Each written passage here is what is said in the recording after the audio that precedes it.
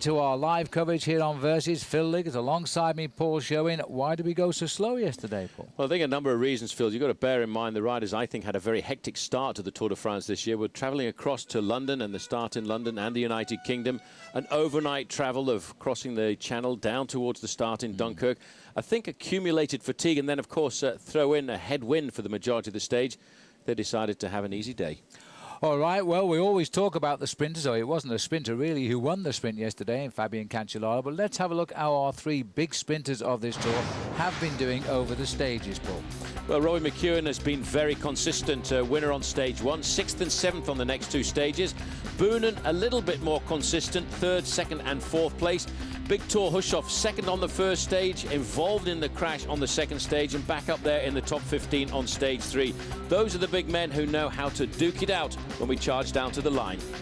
Well, the most consistent of them all, he's rewarded with the green jersey lead at the moment. It is, of course, the very popular Tom Boonen from Belgium. He was in amongst the places the last 2 days. He's built himself 80 points, pulling slightly away from Robbie McEwen, a 3-time winner. Eric Zabel at 37 the other day is sprinting now really like a youngster.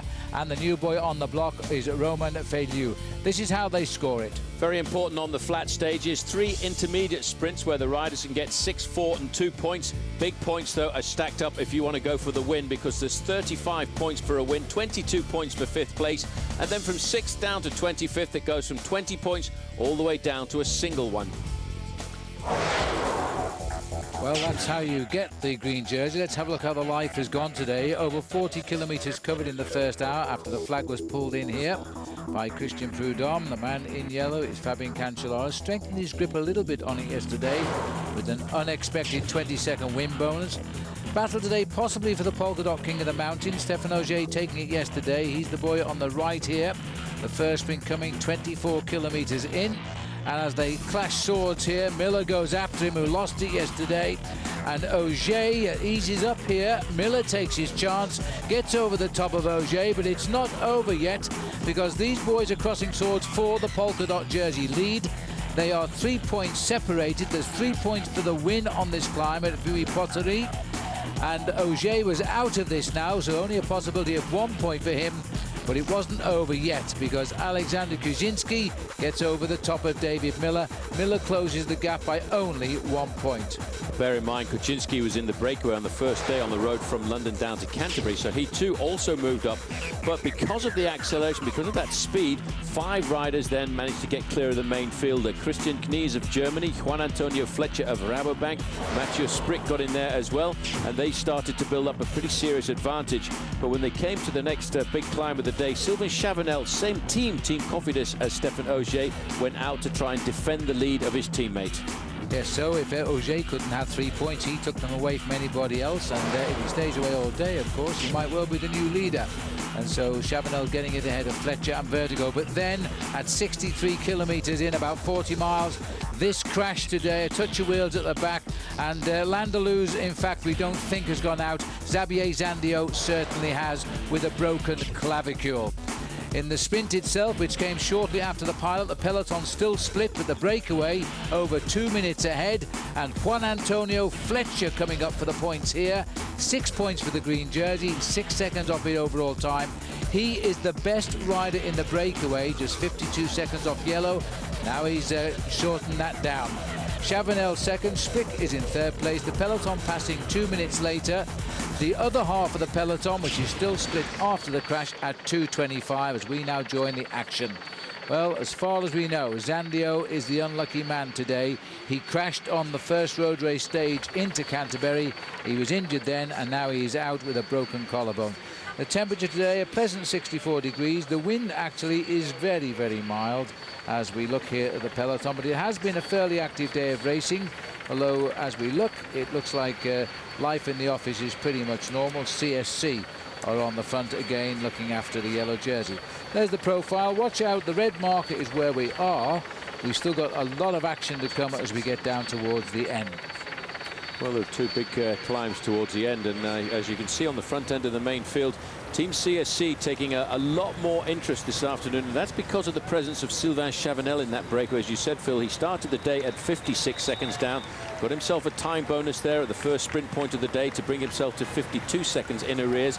But Sylvain Chavanel is a serious contender. He's a rider who the French have thought about for the last couple of years as being a great stage race rider, and that's why I think the man in yellow here has decided he wants to keep this yellow jersey for another day, because he did in fact increase his advantage yesterday in the standings. He might have a hard time to keep it tomorrow, but he'd certainly like to keep it for at least one more day. Well, the weekend we enter the Alps. That could take a whole new appearance on the Tour de France, but right now Cancellara immensely strong here. We've managed to catch a few riders and put a heart rate monitor on them today. These are the names. Gel Karlstrom again has a heart rate monitor. Berghout, Igor Martinez of Discovery Channel, Michael Delage and Gregory Rast, the winner of the Tour of Luxembourg and former champion of Switzerland. So we'll be catching up with them as the race goes along. There are 5 riders getting away today, 33 kilometers or 20 miles into the stage. Fletcher, Vertigo, Spreek, Chavanel and Nies. For a while it didn't look as though we were going to get an early morning attack. They didn't attack, we just kept a fairly high tempo, but we got the group away after 33 kilometers. Shame about that crash. Another silly accident, touch of wheels at the back. 3 riders out of the Tour now since we started, all of them the result of crashes. David Miller riding at the back there, number 201, and got himself a couple of points today. But I think the sad thing about Sonia Duval is, in fact, Team Cofidis, Phil, had a strategy today to try and defend the lead of Stéphane Ogier as the Cofidis team goes past David Miller there. They knew that David Miller would try and get the jersey back this afternoon, so for them, they saw that Miller was a lot stronger than Stéphane Ogier, so they decided to let this breakaway go clear and make sure that they had a rider in that leading breakaway, Sylvain Chavanel.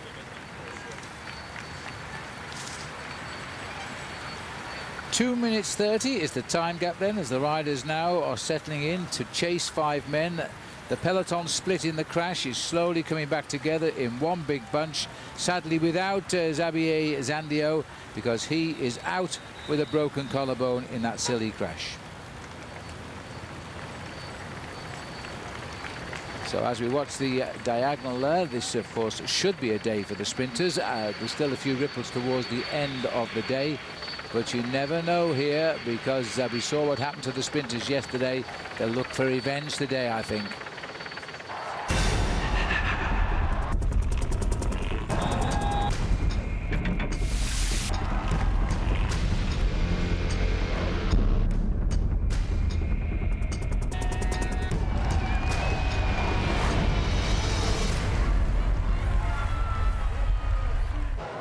The 2007 Tour de France on Versus is brought to you by Star Motorcycles. We build it, you make it your own. And by Cervelo. And by Michelob Ultra. Live life to the ultra.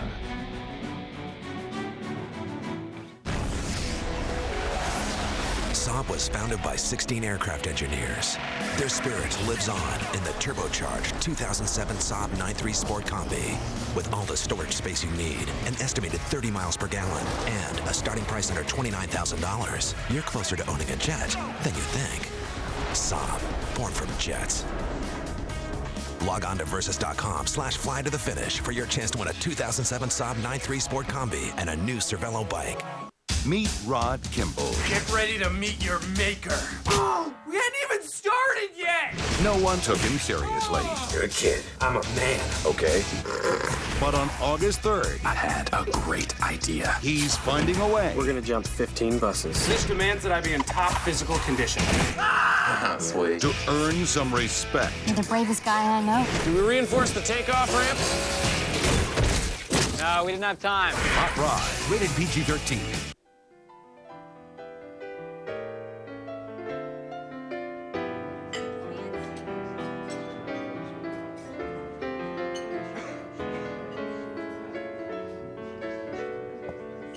Thank you. You could save with Geico Motorcycle Insurance. Enough for a night out with your special someone. Geico Motorcycle. Let's ride. 189 of the world's greatest cyclists are coming to France for one reason. He's still got fight in him. To sprint, He's taken no chances here. climb, He blew the race apart. Sweat. Nice show of determination. Bleed. Oh my God! Fight. What a fish! To be the one pure champion. Where does he find the strength from? The real drama continues. The Tour de France. Stage 5. Live tomorrow, 8:30 a.m. on Versus. I mean, if you're serious about wanting to find someone special in your life. There were just so many little things that we had in common. She's made a world of a difference. It really works. And I've told friends of mine, don't do the other, do eHarmony. eHarmony.com.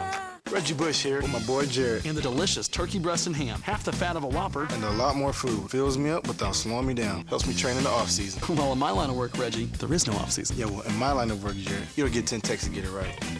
Subway. Eat fresh. Introducing the biggest stride in sports drinks in over 30 years. New Accelerate with protein. Proven to increase endurance up to 29% over your old sports drink. So while others fade, you can stay strong. Sweat smarter. Don't fade. Accelerate. Welcome back. The Tour de France heading past the vineyards here. Some of the most famous wines in the world are grown in this area of the Gold Coast. Let me remind you, in case you miss any of the action today in Stage 4, tune in tonight for enhanced primetime coverage. We're with you as usual at 8 p.m. Eastern Time. Now remember, tonight we'll look ahead to the Alps. They're nearly upon us. We'll also have a special guest in the studio, and of course Bob Key will answer your questions as only Bob Key can. That all happens tonight at 8 p.m. Eastern Time. Back with the Tour de France now, as they're all recovering after that little shunt of the day down the back road on what is a very nice racing, rolling countryside today. We're probably at this minute in time, just off the right shoulder of the riders is Paris. We're slipping down the eastern side of the city, quite a way across from it, and then racing on down to the finish today in Joigny. The Peloton, they've got back together. The gap has gone out a little bit now to 3:03. They were up more than this. They came down to 2 minutes. Now they've drifted out again. Not a bad average speed. It's not as fast as the organisers expected. They thought the slower speed today would be 43 kilometres an hour average. So at the moment we are behind time. But I have a feeling somehow that this will actually get a bit quicker now as they start to concentrate on the breakaway of 5. Just on 70 miles to go to the finish, as the riders now seek what will they decide to do. Chase down those 5. They got within 2. They've drifted back slightly to 3 now. And I know that Case de Palme, which is the team, by the way, of Alejandro Valverde, a big favourite for this race, he rated Xavier Zandio, and they'll be very upset he's gone out with a second crash. He was only just recovering from a pretty bad knock on the first full day of racing on the road to Canterbury. This really wasn't his tour.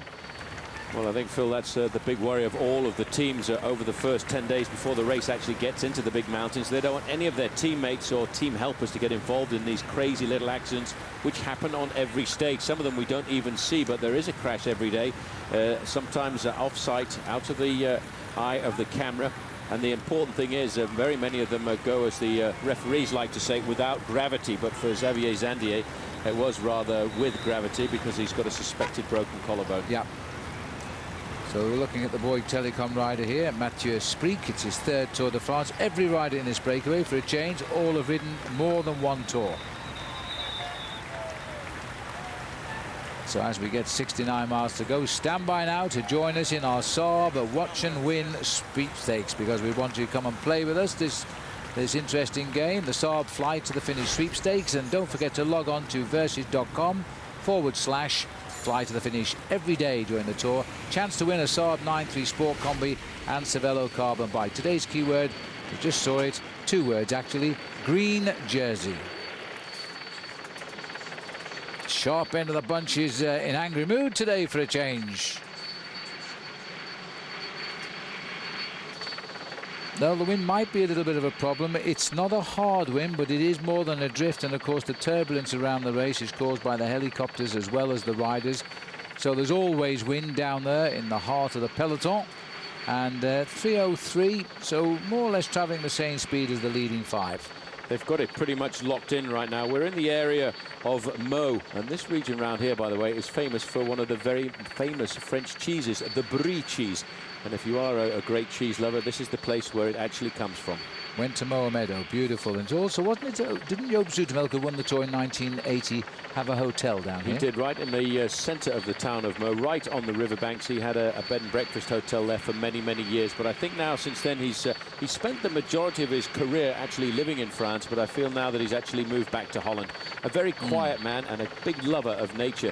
Spends a lot of time walking, knows an awful lot about birds and flora and fauna. I remember at the time he rode the Tour de France 16 times. He is the record holder. 16 starts, 16 finishes, won it in 1980. Number of seconds, number of thirds. I think it was 9 podium places if you count the top 4. But Joop, we always used to joke with him and say, the only reason you come and ride the Tour de France is so you don't have to work for the wife in the hotel and carry all the guests' bags from the car. And he used to laugh and say, yeah, you're right. Very quiet man, though, Joop Zoetemelk, that's for sure. Yes, he was. And there's the peloton, coursing the way down. CSC, Jens Voigt complaining that somebody else should do the work. But, you know, once you're the man in charge of the race leader, it's your job to do the work. And the other riders just watch and wait for you to make a little mistake. And then they'll come and do some work. That's the way it works. All CSC up at the front again, including Christian van der Velde and Dave Zabriskie, the 2 Americans on the squad. Van der Velde, one of the quiet men of world cycling. We don't see a lot of him, but he is such a great workhorse. He won the Tour of Luxembourg last year as well, and very valued by his CSC team. They could have probably any one of 16 riders in this race, but they've chosen the 9. We'll take another quick break. Come back. Hey, I'm Stuart O'Grady, part of Team CSC. And I'm riding the 2007 edition of the R3. Just seems to float across the cobbles. The faster you go, the easier it seems. It's definitely the best bike I've ever ridden.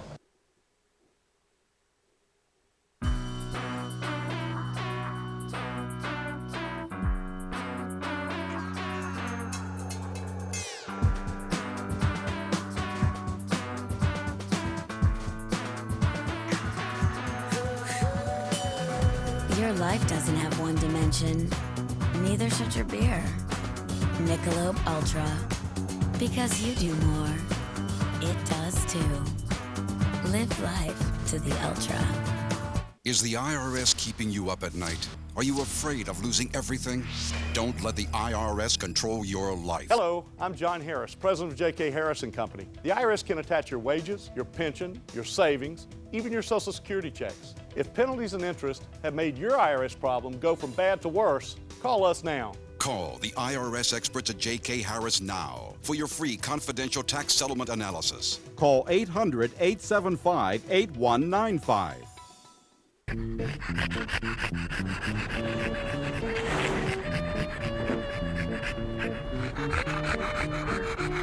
I heard that. We'll leave the light on for you. When I passed the finish line, I saw his blood coming out. Yellow jersey has gone down. I got really scared, so I just lay down on the ground, lift my arm up. That was a scary moment.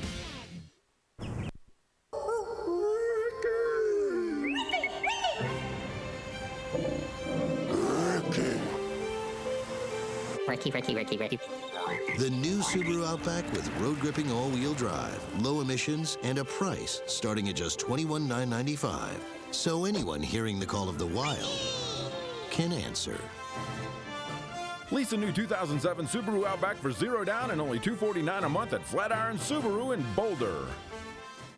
Attention Northern Colorado sales professionals. Do you have the creativity and the marketing smarts to help develop successful advertising solutions? Do you have a track record that shows you are a winner?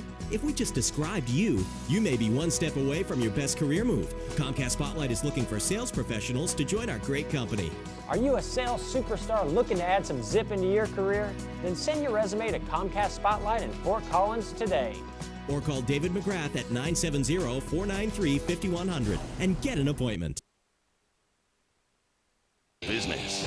Searching for the next mixed martial arts badass. All new episodes of the original series from the producer of American Chopper and The Ultimate Fighter. Where you live, baby? Tap Out. Wednesdays beginning August 1st on Versus.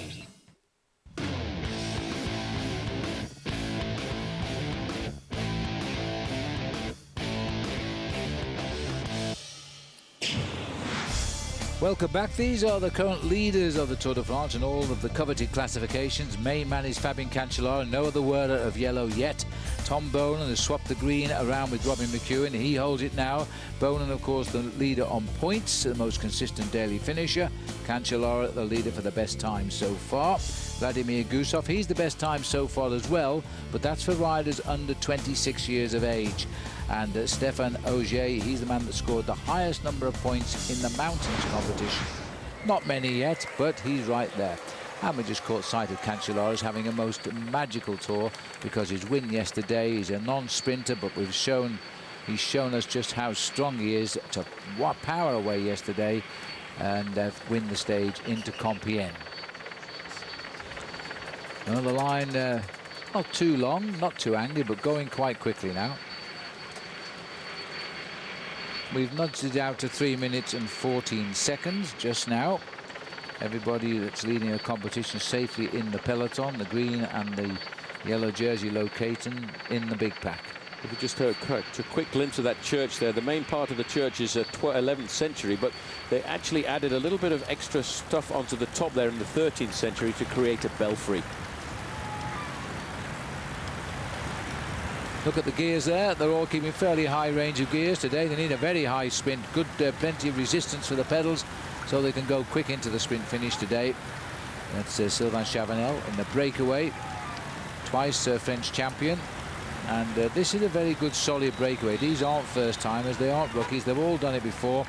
And they know what the odds are today. And it's a tactical move by Cofidis. And Fletcher is a man who looks for a move like this. This is how he wins his races. And so they'll welcome him in the breakaway as well. Well, Fletcher's a strong rider. He's a man for the flatlands. He's one of the rare Spanish riders who enjoys riding races like the Tour of Flanders and Paris-Roubaix. And he's got a very specific victory salute when he crosses the line, because Fletcher, or Archer, which it means in the English language, crossed the line in the small town just outside of Toulouse to win a stage of the Tour de France and pulled back a simulated bow and arrow to signify he was happy to be the Fletcher winning his stage. But I think the most dangerous man in that move is, of course, Sylvain Chavanel, because Chavanel is only now 52 seconds down in the overall classification. That's why I think we can see on the front of the main field at Team CSC playing a fairly attentive role here to make sure that that breakaway doesn't get too far off the front, because Cancellara, Phil, I think, is beginning to enjoy his days in the yellow. Cancellara is getting stronger as we go along, but he can't possibly conquer the Alps. He's not quite as good as some of the riders who are waiting. For the real favourites long-term of this year's Tour de France, none has made a mistake yet, in fairness. And so the early days in the Alps are going to be very indicative, perhaps, of what is to come. People like Vinokurov and Valverde, Michael Rogers, Cadel Evans. These are the riders we should be talking about, and especially Levi Leipheimer, who I think has very good form. Rogers saying overnight, the Canberra rider, we're all going really well, but we haven't had the chance to show it yet. So they're keeping the form something of a secret. I think that's the important thing as well for riders like Michael Rogers, Levi Leipheimer. Over the first week of this race, it's very important actually not to be seen. It's also very important not to get involved in any of the splits that happen in the main field, not to lose 10 or 15 or 30 seconds anywhere along the road, and make sure that you get through the first 7 to 10 days without any problems or illness. And so far as we know, all of the main favourites have had a fairly quiet start to the Tour. We've seen Alexander Vinokurov every now and again, but we've never noted him at the back end of the main field getting involved in any of the accidents either. No, touch wood, none of the favourites have been involved in the accidents, really. They've all been protected by their teammates. They've been delayed, of course. That massive stoppage that came into Ghent kept most of them at the back of the race, but they didn't lose time. Very important that they invoked the 3-kilometer rule in case of an accident. All same time. 3 minutes 40. They're nudging up now. They've settled down after the crash sparked life into the peloton. They seem to be dropping off now a little bit. 64 miles to go. It's not a long way to go today. 103 kilometers.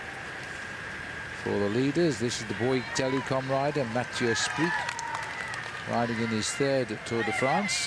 And now we're looking at Fletcher. And you can see the difference in the speed when we cut back here to the big peloton. They're now coming together into a solid pack. I don't think there's anybody left chasing now. I think they've all got back. But certainly everybody from Team CSC has been left setting the pace on the front end of the main field. This has been their scenario really since Fabian Cancellara won the lead in the prologue in London. Just looking at Juan Antonio Fletcher's record, he won in Toulouse. We were there. We remember him finishing there. It was a slow motion sprint between the two really non-sprinters. But in 2003, Juan Antonio Fletcher got the win. He hasn't won again since. He has been close on occasion. It just hasn't worked out for him. Well, we will continue now as we race towards Joigny. Stay with us and we'll show you it all.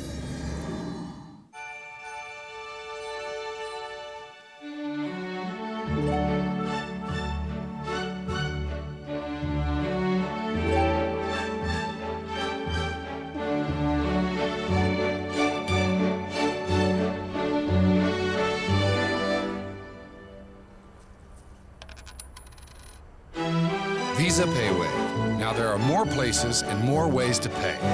Faster. Life takes Visa. My computer and I go everywhere together. I keep all my photos in here. Design ideas are forwarded to me from Paris, Milan, and London. I love taking underwater photos too and emailing them to my friends. With my Happy Hearts Fund, we raise money online to rebuild schools. I feel blessed to have survived the tsunami so I can help others. HP Pavilion DV2000T with Intel Centrino Duo mobile technology. Sono Paolo Bettini, sono campione del mondo e campione olimpico. Chiedo il massimo dalla mia bicicletta.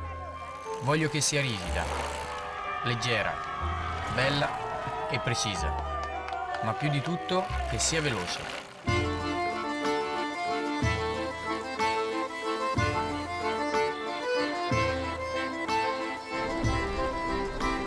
Questa è la mia bicicletta. I am Specialized. It was known as the Tour of Chaos. This year, who'll get it back on track? Alexander Vinokourov, the most dangerous, determined, aggressive, and holding a grudge. Alejandro Valverde has all the tools to win it, if he can finish. Dennis Menchov, a good rider needs a great team, and he's got one of the best. Levi Leipheimer, new style, new team, and visions of a ninth straight American victory. The real drama continues. The Tour de France, Stage 5, live tomorrow, 8:30 a.m. on Versus.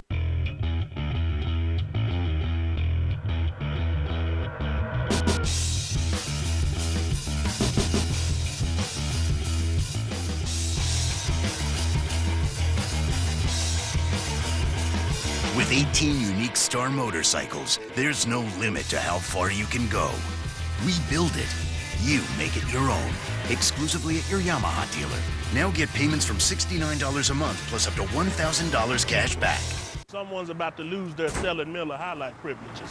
Can I borrow that for a second? Hamburger, $11.50. Are you for real? Step aside, mon ami. Pardon moi. Excuse us. See, this beer is about helping people live the high life. It's a good, honest beer at a tasty price. Mess with the high life, and the high life will mess with you. $11.50 for a hamburger. Y'all must be crazy.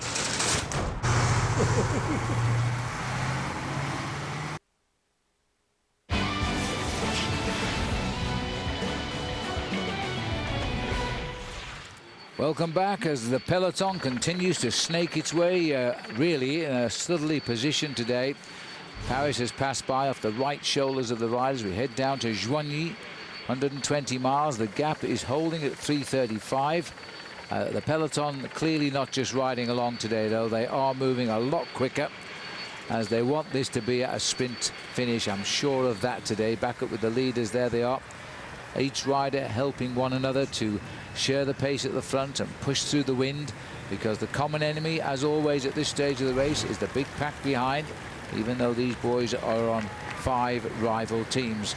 Juan Antonio Fletcher, Gorka Vertigo, Mathieu Sprick, Sylvain Chavanel and Christian Nice are the riders at the moment in the breakaway.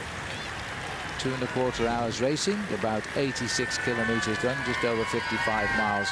Well, of course, the hope is that it will be a sprint finish as far as the sprinters are concerned. One man who's been close on stage 1 and not since, we had problems, is Thor Hushovd. Well, here he is now talking with Craig Hummer. Thor, obviously your form was there with the second place in stage number 1. How much, though, did the crash in stage 2 take you out of contention for the green jersey? I mean, when I crashed, I lost a lot of points, and yesterday I wasn't feeling too good after the crash, so I lost a few points as well. But I mean, now I'm feeling good, and I think I'm going to be back, and yeah, I'm going to try to win today. With the cobbles yesterday, as well as that S in the final kilometer, it was very tactical towards the finish. Certainly, you know better than most, the sprinters are running out of chances, as are you. How does today's stage set up for you, though? I think it's going to be like a normal flat stage. Hopefully 2 or 3 guys in front, and then the CSC going to control behind, and then the sprint teams, they're going to come in the final and hopefully I'll bench sprint. In other words, business as usual for you in Credit Agricole. Yeah, I hope so. I mean, now we need a win, so I look forward to today. Congratulations. Yes, you know, Credit Agricole usually do manage a big slice of publicity, often in the opening week of the Tour de France. I don't know how they do it. They're managed by Roger Liggett, and he always seems to manufacture some good results in the opening week. Now then, this is a visit to the doctor here, Remy Di Gregorio. He was the faller which took out of the race at 63 kilometers, Zandio. And these riders just checking on his wounds here now. This is the assistant doctor here, just seeing if he's okay. First tour for Remy Di Gregorio.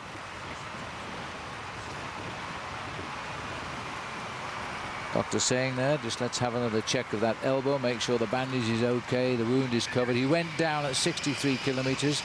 There were 3 riders fell heavily. The other one was Inigo Landaluz, and the one that didn't get up was Xavier Zandio. He stepped into the ambulance, suspected broken collarbone. First Tour de France for Remy, but he is a rider which people are saying he's going to be a big boy in the peloton in the years ahead. He had a long breakaway in Flèche Wallonne this year. I think it was a 4-man breakaway for most of the race. But he did show us that he had great form in the Dauphiné Libéré. That little maneuver he's trying to adopt there, though, Phil, is a very dangerous thing, not only for the doctor, but also for the rider as well. You have to be a pretty good bike rider, fairly agile on the machine to receive medicine and caretaking from the doctor at speeds currently approaching 50 kilometers an hour. Well, Paris-Nice has been a destination quite frequently in Joigny, a race that I used to love reporting through the 80s and early 90s. It clashes with a race in South Africa now, as far as I'm concerned, but it's a wonderful event. And they call it the Race to the Sun. It usually starts in the ice of Paris and then finishes up in the spring sunshine above Nice. It's a really very pleasant event. It finished here in 1969, 1970 and 1979. And usually sprinters, Leo Dindam. Remember Leo Dindam, Paul? No, actually I don't. I do remember Yvon Bertin, though.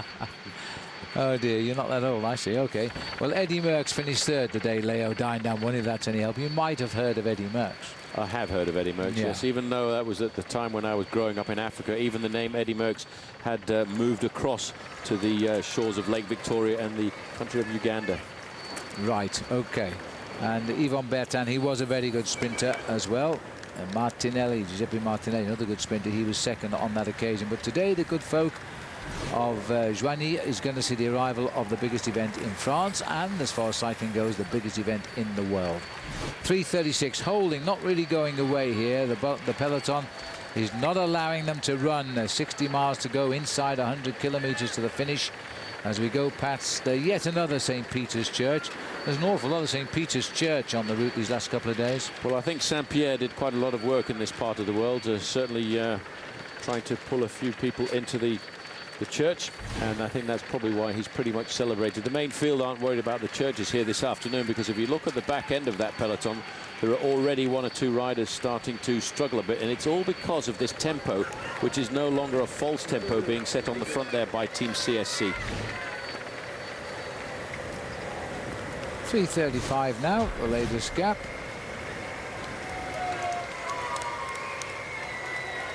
Margus Burke out there, his little heart beating at a mere 129 beats the minute today, so he's pushing out a little bit of power, but not a great deal, 220 watts there, and not pedaling over quickly at 88 revs of the cranks per minute.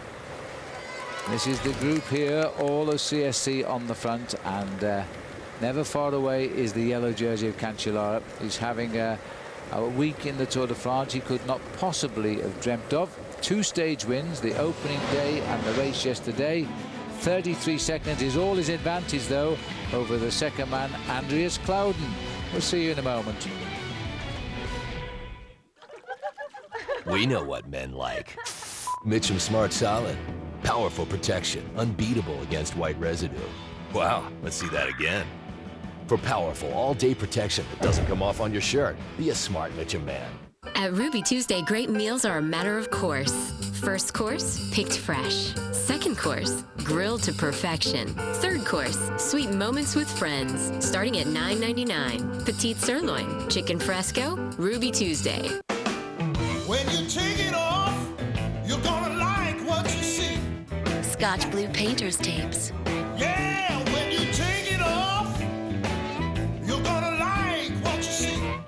Goes on easy, comes off clean, leaving professional paint lines. Looking good, you got to agree.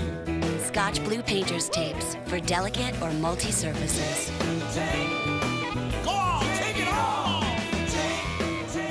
World Team Tennis on Versus. This week, Pete Sampras and the Breakers take on Anna Kournikova's Capitals. Sunday at 11:30 on Versus. Attention Northern Colorado sales professionals. Do you have the creativity and the marketing smarts to help develop successful advertising solutions? Do you have a track record that shows you are a winner?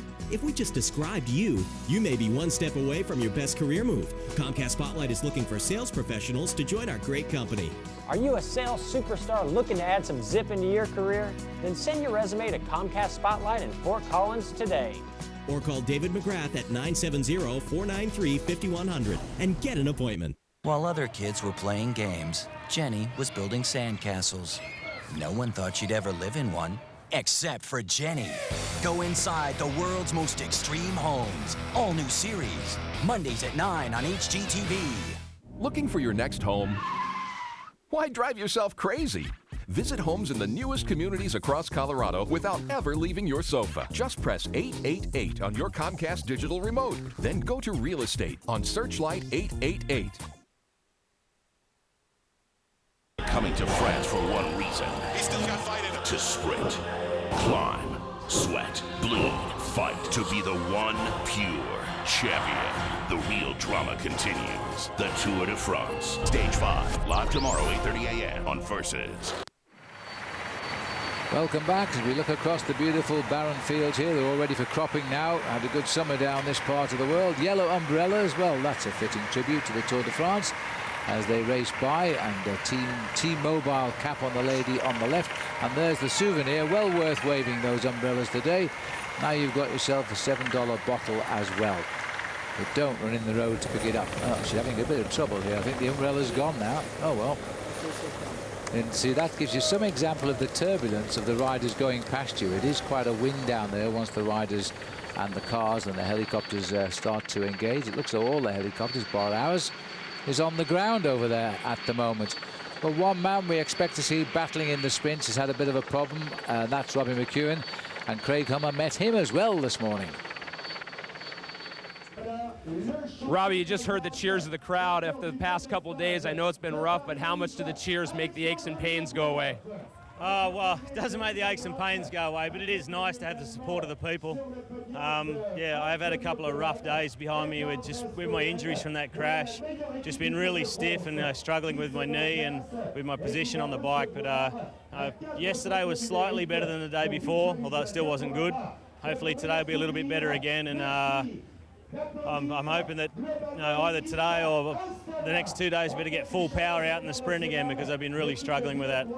Speaking with everything you've gone through, I know you came into this tour saying if you get one stage win, that'll make it all worthwhile. You've already done that, but you are still very much in contention for the green. Do you feel as you tick off the stages you're running out of opportunities, or is there still plenty of time? Oh no, there's heaps of time in the green jersey. I mean, even after the Alps, there's some flat stages that could still be bunch sprints, and the tour is so long and so much can happen that I might be 6 points behind now, but I was even further behind last year, and I just taking it still day to day and trying to get good results in the sprints. Tactically tricky yesterday for the finish. How surprised were you that Cancellara was not only able to make the move but to stay away?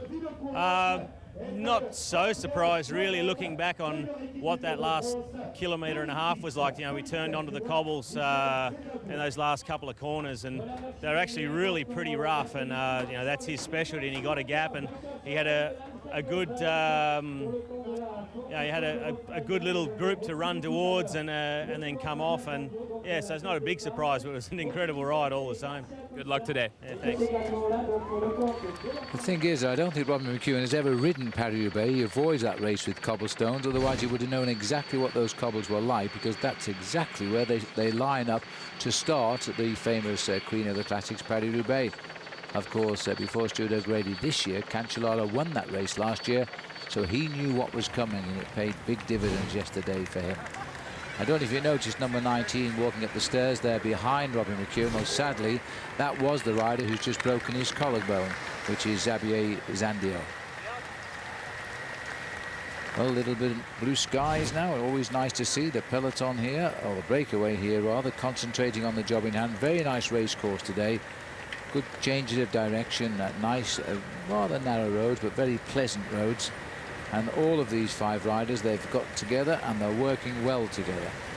They're taking advantage of the fairly flat part of the course, Phil. We've moved through a large number of French departments this afternoon. The department of the Aisne, the Seine-et-Marne. We're currently heading into the region of the Aube before moving into the Lyon, which is the final department of the day. It's reasonably flat here. You can see we've got wheat fields to the side of the riders, but just about 25 kilometers from here, we start to go through a very lumpy area where the final 2 climbs of the day are going to be, and the final sprint point of the day. And I think that's when we'll start to see this group suffering a little bit from the change in terrain. Well, tomorrow I think the riders will find a very different type of a bike race. It is never flat the whole way. We're always up or down. There's a sprinkling of good climbs along the way. There's 2 critically poised climbs toward the end. It could be a breakaway that will decide tomorrow. And if CSC are going to have to work for the yellow jersey and make a decision, because it might be a very hard day for CSC tomorrow.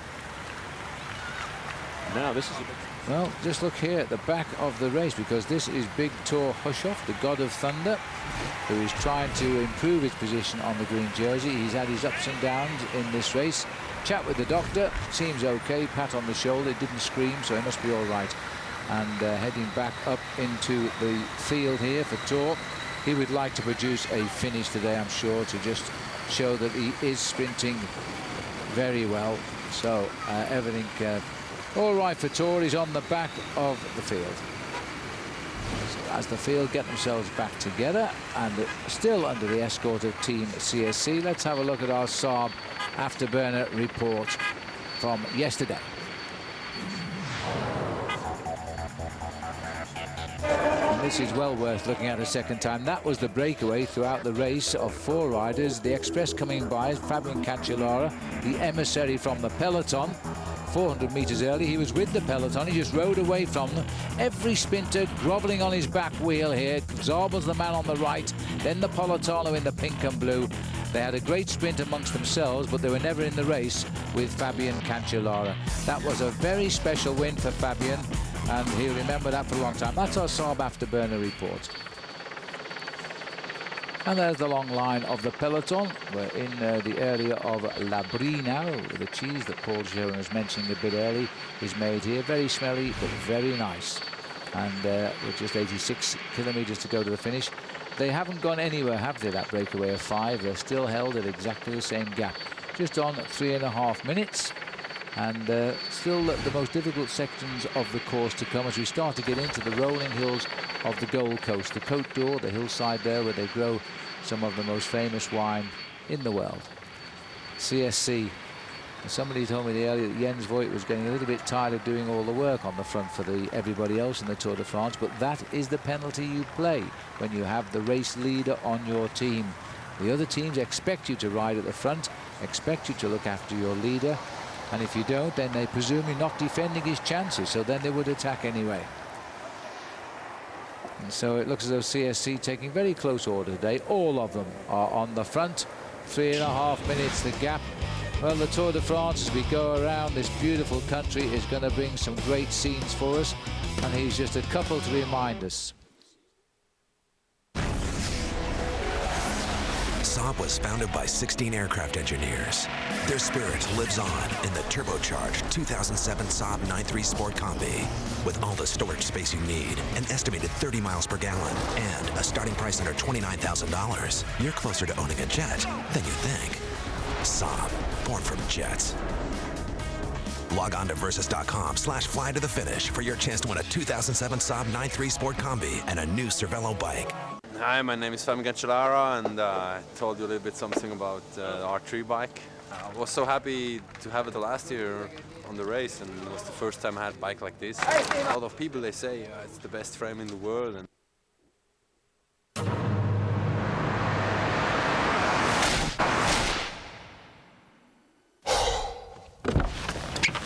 who wants to be stranded with a flat tire? Changing tires out here could be dangerous, but with these tires, I don't need to worry. Well, I guess I'll be on my way.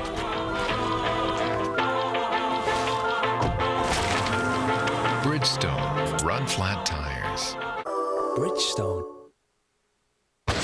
Introducing Accelerate with Protein. Proven to increase endurance up to 29% over your old sports drink. So while others fade, you can stay strong. Don't fade. Accelerate.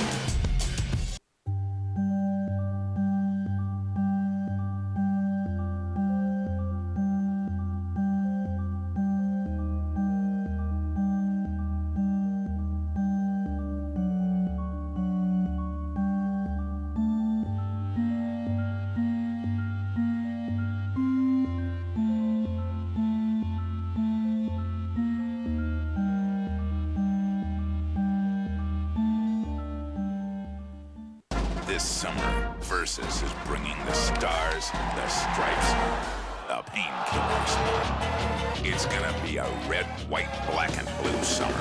It's just something that you're either willing to accept or you're not. The toughest athletes are gonna dish it out and take it on the chin. The competition is on, and the cost of victory is paid. The Versus red, white, black, and blue summer. The suffering continues. Pain's a good thing sometimes. All summer long.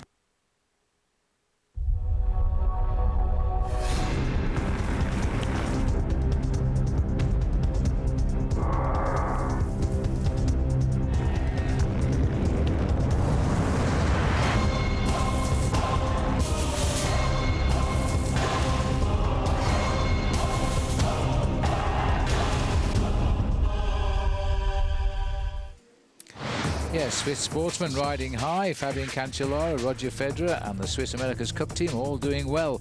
Fabian Cancellara leading the race by 33 seconds over. Big race favourite there. He gains 20 seconds yesterday just by winning that sprint bonus by being first over the line. Miller holds third place. George Hincapie, our man for Team Discovery, there in fourth place. Gusev also on Team Discovery and leads in the Young Riders competition. He sits in sixth, and Vladimir Karpit's eighth. Mikel Astaloza top 10. Let's have a look at the other American riders in this race. Levi Leipheimer, number one favourite for the US. He is 32nd, a minute down, but that's not far, believe me.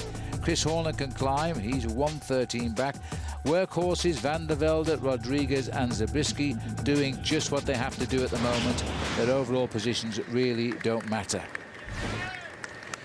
We're looking now at the leaders here. They got away at 33 kilometres into the day. They're 86 from the finish just now, and they're holding a lead of just under 4 minutes. They've started just in the last few kilometres to nudge it out a little bit. The man with the most to gain, no doubt, is Sylvain Chavanel. He's the virtual yellow jersey on the road. Started the day 56 seconds behind. Took a small time bonus, so he's now only 52 seconds behind. That is if they all come together. Of course, if they stay at this sort of a time gap, all five would be the top 5 men in the classification. Don't think that'll happen, but you never know. Fletcher here at the back. Fletcher being the man who makes the flights on arrows, and he is really a sharp boy. Well, we've heard about Hushoft and we've heard about McEwen. Well, now we've got to learn about the machinery of these very special sprinters. And so this morning we asked Frankie Andreu to take a look at the bike of the man in the green points jersey, Tom Bonen, Specialized bike. The final lead out by Gert Stegmans now for Tom Bonen, but he takes it on the line, and not only that, but it is first and second. Specialized's first entry into the Tour de France was in 1999, and this year they sponsored 2 Pro Tour teams, Gerolsteiner and Quick-Step. And this is Tom Bonen's newly redesigned Tarmac SL2, and I'm here with Nick Sims, who's with Global Marketing of Specialized Bikes, to tell us what had to be changed and what makes this bike so special for Tom Bonen. Well, for Tom, he needs a stiff bike. It's all about power transfer to the pedals to get him to the line at the front. And we've achieved that this year with this new head tube. It's 1.5 inches lower bearing going to 1 1/8 inch top bearing. That's saved weight, but also increased stiffness. The down tube, for example, it's a huge down tube. The seat tube, it's a square seat tube instead of a conventionally round seat tube. Again, that is all for power transfer and stiffness. Into the chainstays, and you'll notice the chainstays themselves are monstrous chainstays compared to the older bikes. All this bike is designed for is speed and stiffness and power transfer. Tom Bonen's power and experience helped give the feedback to Specialized to design the Tarmac SL2. And now that benefit's being carried over to the other riders on Specialized here at the Tour. Well, and I wonder if it's more than a coincidence that the colours of that bike is the same colours of the national champion's jersey of Belgium, which of course Tom Bonen is a Belgian cyclist. Well, we might see that bike in action today. I, for one, hope we certainly do as he comes down towards the finish. But they've got to pull back a breakaway, sitting 5 riders at 3 minutes 45 on the peloton. Gregorio sitting at the back with his teammate. He's the left-hand rider of the two. The other rider is Lilian Joigny, another French rider, nursing that bleeding arm at the moment, which I hope is starting to feel a bit better. Française des Jeux, the boys in white, are doing nothing very special, but Di Gregorio today, I think, Paul, will just want to get to the end of this stage, get that arm properly looked at, cleaned up, and get some rest. It was an unfortunate crash that early on. Well, those are the crashes of the Tour very often. The crashes when you're not going full on are very often the most dangerous ones. His teammate Lilian Joigny was back there with him, Phil, just to try and keep him in the race, I think, talk him through the next hour or so. But for that young man, Remy de Gregorio, who we've seen on a number of occasions ride very well this year, I think the important thing for him is to, as you say, hope now that the riders at the front don't turn up the gas until 20 or 30 kilometers to go, because if he gets dropped off now, he'll sadly get eliminated from the race. The rise and fall of the top team in the race, CSC. They come up the crest there, disappear behind the grass. A nice piece of artistic camera work there. The boys do well, don't they? They do a magnificent job, the French. Every year the coverage has got better and better with the inclusion of some of the magnificent backdrops that we get. I always enjoy it when we go through the Loire and we get a chance to see the chateaux of the Loire. And of course, when we go through the mountains, they do a brilliant job. Of whether or not the weather is good or bad, I think the magnificent thing is we've got a great chance of seeing the pictures all of the time, because if the helicopter links don't work now, the French have actually got a small plane flying at 10,000 feet above the race, and they can always, even in bad weather conditions, bring us these images of the race on the open road. A couple of cooling towers there across the forest, as the riders won't see too much of that. It's a bit of a blight on the scenery of what is a beautiful day today. Actually looking here at the Nogent-sur-Seine nuclear power station here in France, built in 1981. 2 big units there. They've been linked to the electricity grid since '87, and they employ over 650 people, all of whom I'm sure are trying to get a glimpse of the Tour de France right now as they pass by. Well, the race goes on, and at the moment the breakaway is still pulling away. This time for CSC to give way to the sprinters teams yet. So we'll take another quick break and see you in a moment. Bush here with my boy Jared. And the delicious turkey breast and ham. Half the fat of a Whopper. And a lot more food. Fills me up without slowing me down. Helps me train in the off-season. Well, in my line of work, Reggie, there is no off-season. Yeah, well, in my line of work, Jared, you don't get 10 texts to get it right. Subway. Eat fresh.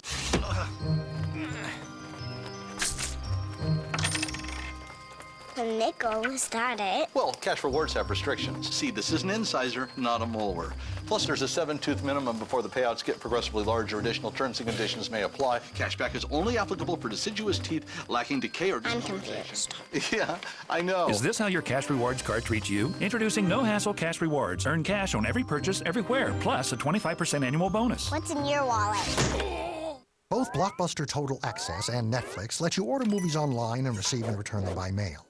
But Blockbuster also has stores. So you can get a new movie right away, just in case you don't want to wait. Yay! Get a free trial at your Blockbuster store or Blockbuster.com.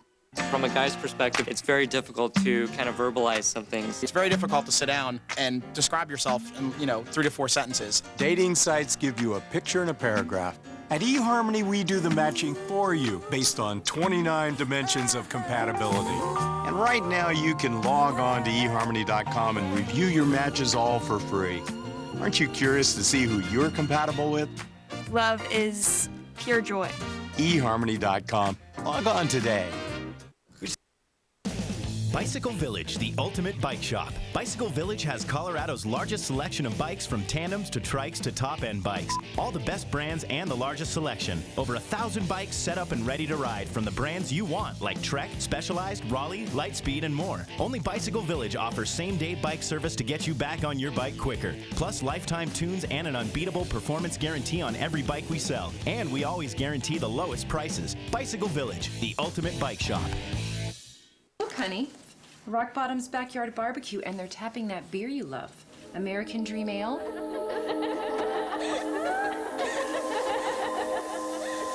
Hey! You're doing it again. It's Rock Bottom's Backyard Barbecue, featuring American Dream Ale. Build your own ultimate backyard burger. The crisp, delicious Waldorf Wedge. Our juicy 20-ounce T-bone, plus choose your favorite picnic side. Grilled food and chilled beers. Now that's a barbecue. The route of the Tour de France. This is the Breakaway, dictating affairs today. A little bit more tenuous, I think, their lead than yesterday at Nogent-sur-Seine at the moment. The river that courses its way through Paris. The gap is 3 minutes of 44. Well, we have international cycling on Versi. We also have the World Team Tennis as well. And it's tennis like you've never seen this before. Versi serves up the WTT starting Sunday at 11:30 a.m. when tennis great Pete Sampras leads his Newport Beach Breakers into action. He's against the Sacramento Capitals. It all happens. World Team Tennis all summer long on Versis. The big match starts Sunday 11:30 a.m. Eastern Time. There's the Belgian flag flying over the bridge, and now you know the colours we saw on that bicycle just now, exactly the same. And they're waiting. Emma's sending her best wishes to someone, but I couldn't see what was in the crease. This is the feeding station now for the main field, and it's the Case de Pan riders snatching the bags, now down to 8 men after the loss of Zandio today. This is the town of Nogent, and this takes us into the last 83 kilometres of the day for the leaders. Well, they just have a little look there. They pre-order, of course. They leave their orders back at the hotel and then check out they've got what they want on arrival at the feeding station. And then they chuck out what they don't want and give it to the crowds. Well, Craig Hummer was very busy around the start this morning. We've seen him talking to a couple of guys who might win today. How about the one he's talking to now? Tom Bonan. Tom, I know you guys really embraced the role of team here at Quick Step. How much of a lift has it given your team with the 1-2 finish a couple days ago? It's a big difference with last year. As soon as you start the tour, you want to do good and get results. And the first 2 days now, everything is going fine, and everybody's just motivated and laughing and making fun. And it's nice. It's nice to be here. And it was different last year when we're trying so hard and it just wouldn't go, and everybody was blaming themselves after a while, and that was not good for the atmosphere. And now it's completely different. Yesterday you told me it's all now about protecting the green jersey. Tactically, what's the best way for you to do that? It's a good situation now. The other teams have to get points back, so the only way to get points back is by controlling the race. So it takes a little bit of pressure and the work of the team's shoulders. And now we have a little bit more opportunity now to do things that we want to do, and not have to force things and lose strength that we don't need to lose. you're ticking off the flat stages one by one. Of course, today is another one. But for the green jersey, who do you see now becoming the main competition? McEwen, and I don't forget Sabel, because he's a guy who can take points where I can take points and Robbie either, and it will be very dangerous. Yes, well, a lovely man he is, Tom Bonan, but he knows how to ride a Tour de France, that's for sure. He's watching the right men too. Don't forget Thor Hushovd. He's having no luck at the moment, but as we now know, it can swing at any moment, as it has done with Quick-Step over the last couple of days. So let's hope that we see a good sprint at the end today. I think we might. A little bit of a split in the peloton here now. They're not really in the breakaway. They're not really working as well together as they might. It's not reflecting yet on the breakaway, but I think it might very shortly. They haven't hit the magic 4 minutes just now. Bouygues Telecom rider Mathieu Spreek just fishing around for something in his back pocket. And they've been through the feed now. They've gone through Nogent, they've gone through Moulin. So they're now heading on to the next target and the next sprint, which I think will be pretty interesting, Paul, because of course Chavanel really would like to snick off these small time bonuses. Chavanel's got to make sure that he doesn't get that little bit too greedy, though, because coming up after those two sprints, after the sprint point, are the next two climbs of the day. And that, I think, will be a lot more important for him, because if he can get first place in those two fourth category climbs, it'll give him exactly the same number of points as his teammates. But unfortunately, being higher on the overall classification, that will mean that Chavanel will take the overall lead. Still keep it in the same team, though. 3:49, 5 leaders, no change at the back. The boys of CSC doing all of the work and chasing or driving, keeping it in touch at the moment. As we continue to see these riders just sharing the work. Only 47 miles left to go, 76 kilometers. 185 there, Christian Knies of Milram, sadly without Alessandro Patacchi, who has had yet another unfortunate season after his crash last year. Well, don't forget, continue to play our Saab Watch and Win sweepstakes as the riders continue to race towards the finish. Now, and remember, what you want to do here, you want to go to Venus-Versus.com, flight the finish every day, and the key word you require is green jersey today, so it's the key word you require to play our game. Chance of winning a Sport Combi and a Cervelo carbon bike. Good luck. The clouds are heavy there, but really one doesn't get the feeling it's going to rain on us today, which is rather pleasant. But the weather isn't exactly Tour de France weather, is it?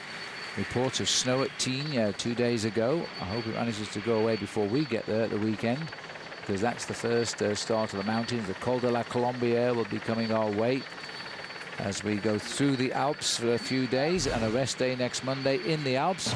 Always a pleasant experience. The riders, though, thinking only of getting to Joigny today and getting there as a group so the sprinters can race it home.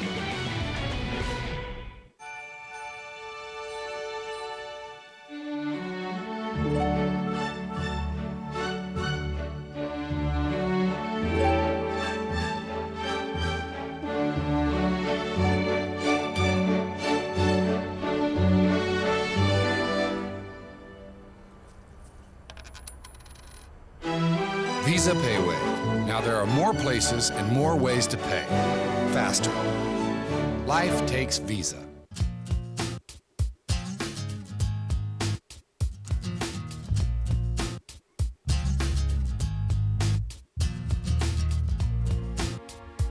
Your life doesn't have one dimension. Neither should your beer. The rewarding taste of Michelob Ultra. Perfectly balanced and made for today. Live life to the ultra. At Ruby Tuesday, great meals are a matter of course. First course, picked fresh. Second course, grilled to perfection. Third course, sweet moments with friends. Starting at $9.99. Petite sirloin, chicken fresco, Ruby Tuesday. Days in was fun. The minute I checked in, they told me where the pool was. And you gotta love that free breakfast. I had 5 donuts. It was so good.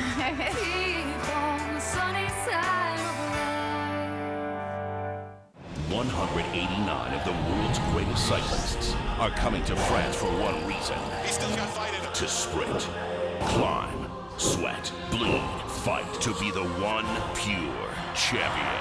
The real drama continues. The Tour de France. Stage 5. Live tomorrow, 8:30 a.m. on Versus. World Team Tennis on Versus. This week, Pete Sampras and the Breakers take on Anna Kournikova's Capitals. Sunday at 11:30 on Versus.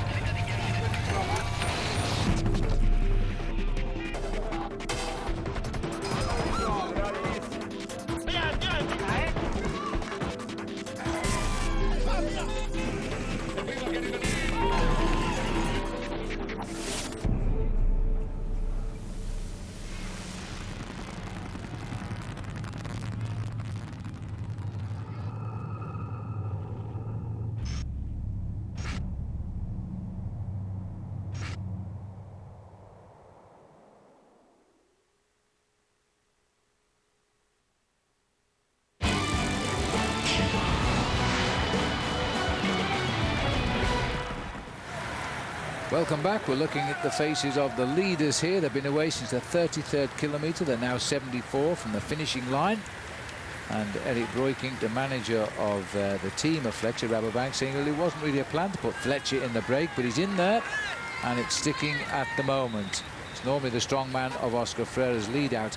Well, you were nearly right with the web poll. The 21% of yesterday who said the breakaway would not get caught. They only just did. Now then, here's the next web poll for you. Assuming we do end in a bunch sprint today, which sprinters do you think will win? And text your choice to 837787 or go to our website at versus.com/TDF poll. And here's what you do if you're using a mobile. Text Tour 1 for Tom Bonan to win, Tour 2 for Robbie McEwen to win, and Tour 3 for Tor Hoshoff to win. And we'll tell you your choices later on. So 5 men still coursing a long straight road. The gap is only just about 4 minutes, so they will not get out of sight of a group on these long flat roads with the helicopters today.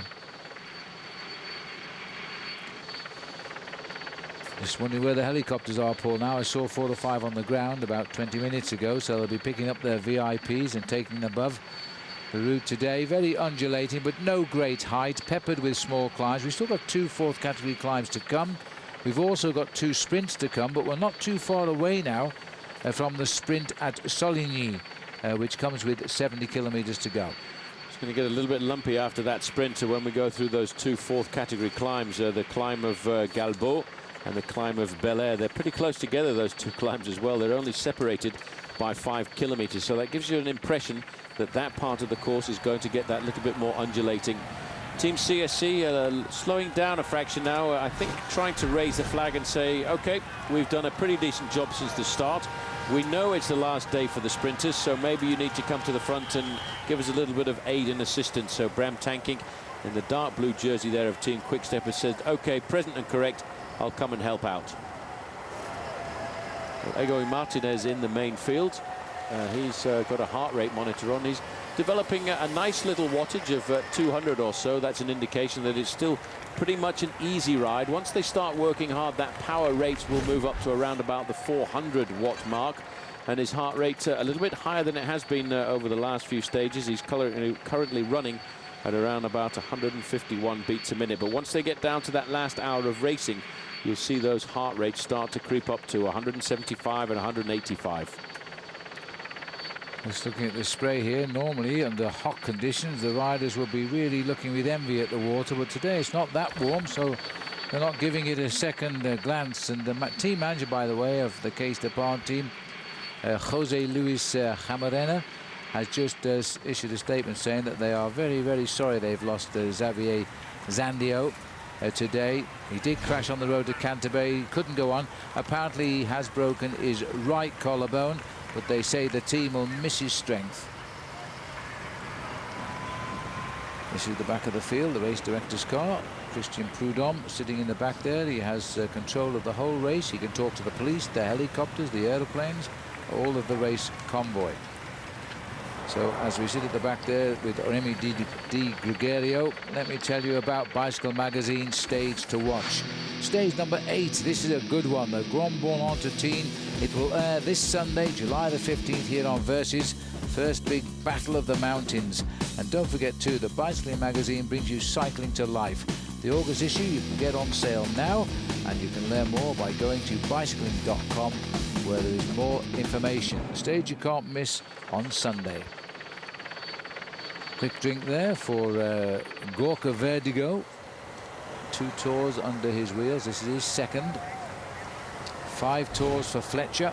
And Eric Breukink, the manager of Fletcher's team, also saying that he hasn't got great form, but he's in a position to pull off a surprise, because once you get into the good mood, which he might be in today, then we'll see. The board we've just seen flash by will be 1 kilometer to go to the second time bonus sprint of the day. So the first man over here will get 6 seconds, 4 seconds and 2.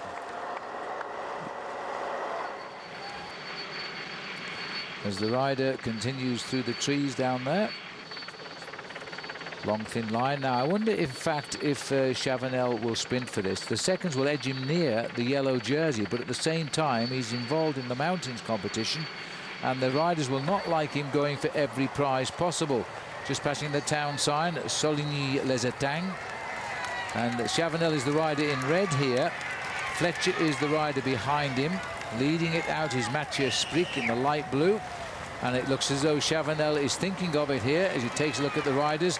He's down to 52 seconds off the yellow jersey. If he gets these 6, of course, he's down to 46 seconds with 20 seconds at the finishing line and another 6 seconds to come out on the highway. But Fletcher, I think, is deciding he's going to take on Chavanel. And Chavanel, better part of valor, is not going to go. He's going to go over in, well, let the cameras decide that. But no doubt who won. 6 seconds in the bank for Juan Antonio Fletcher today at Soligny. So there we have the sprint. These seconds won't matter this time next week, because we'll be in the Pyrenees. In the Alps. We're in the Pyrenees, we're a little bit ahead of schedule. We'll be in the Alps next week. There's the face of Fletcher. Eric Breukink might be wrong, saying his charge is not in great form. He went for that one. And we'll take a break. But when we come back, we hopefully will have the corrected result of that. I'm not sure who was second. But Fletcher certainly won it. We'll take a break. There's the view at the finish. The caravan's coming home. Take me out to insurance. Take me to savings online. Auto insurance that's hassle-free. When you buy it instantly, let me quote, buy quick at insurance. If you don't save, it's a shame. For it's 1, 2, 300 bucks you could save with the insurance name. Save time and money on your auto insurance at Esurance.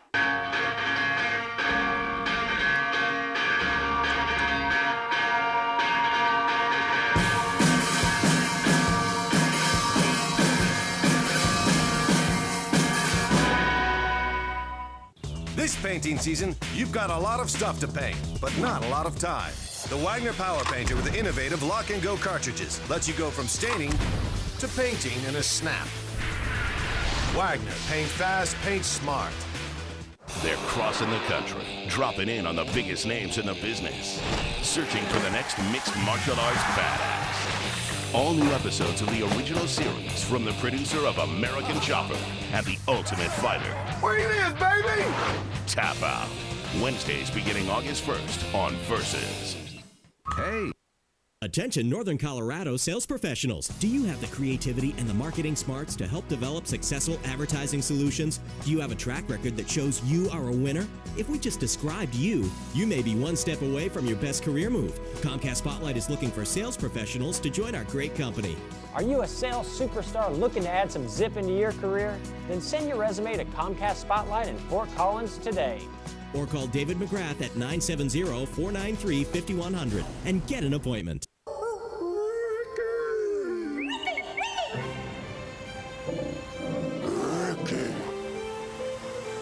The new Subaru Outback with road gripping all-wheel drive, low emissions, and a price starting at just $21,995.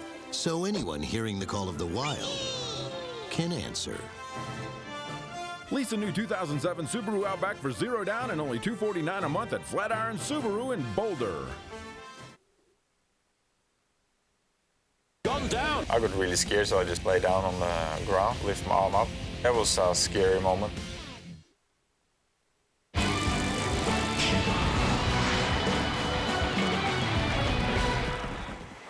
Welcome back. The sun on the backs of the riders, just off the right shoulder, actually, as they continue now.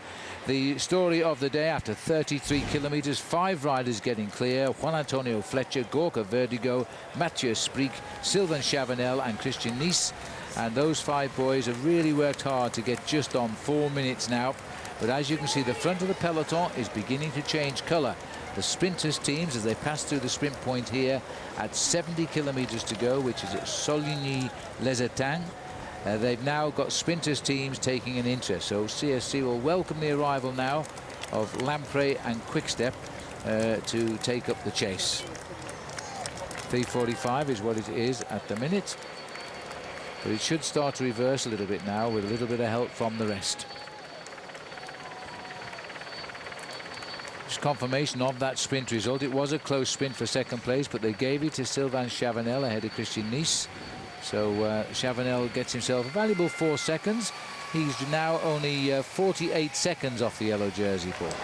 He's moving in slowly but surely, but I have a feeling that the main field will reduce that gap of 3 minutes and 45 seconds pretty dramatically down towards the end, because last time we did look at the main field, there were a number of teams of the sprinters represented, although not yet the team of Robbie McEwen, Predictor Lotto, sending anybody to the front, or the team of Crédit Agricole. And the fact that Thor Hushoff was visiting the race doctor's car a little bit earlier in the day, I'd like to try and find out what's going on with the big Norwegian. Yes, and he's hoping he's going to go well. He lost a lot of points, as he said, in the sprint at Ghent because he was involved in the stoppage. Therefore, no points for him at all.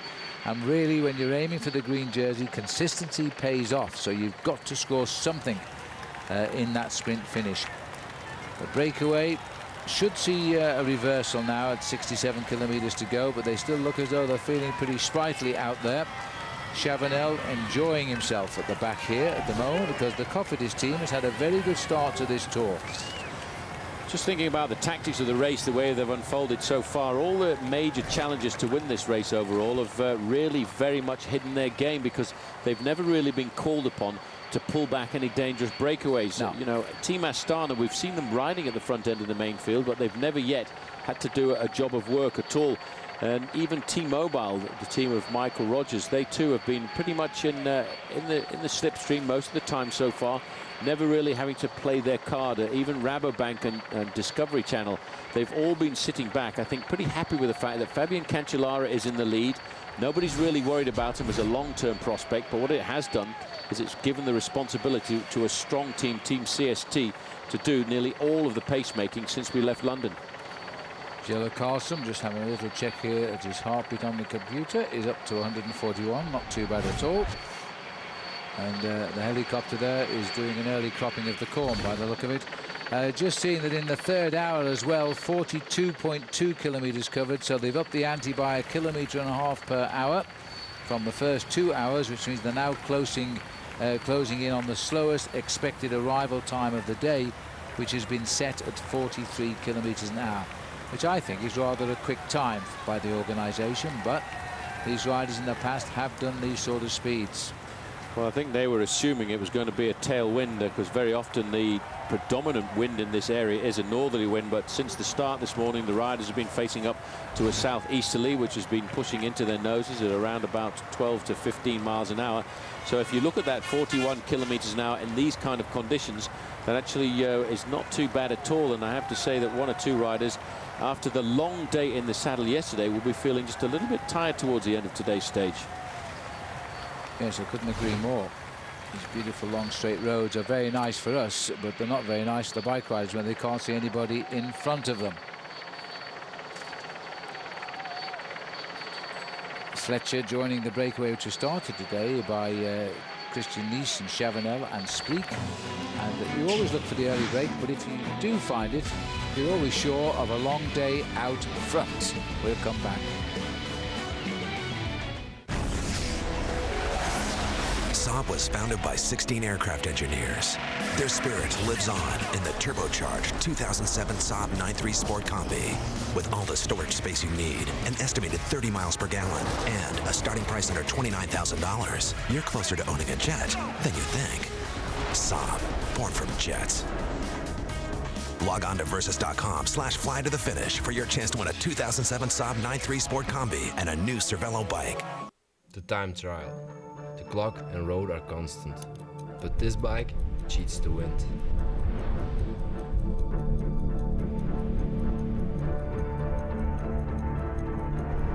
Every pedal stroke propels me. Do you hear it? This bike handles, this bike is aero, this bike is my advantage. I am Tom Bonen. I am specialized. When you take it off, you're gonna like what you see. Scotch Blue Painter's Tapes. Yeah, when you take it off, you're gonna like what you see.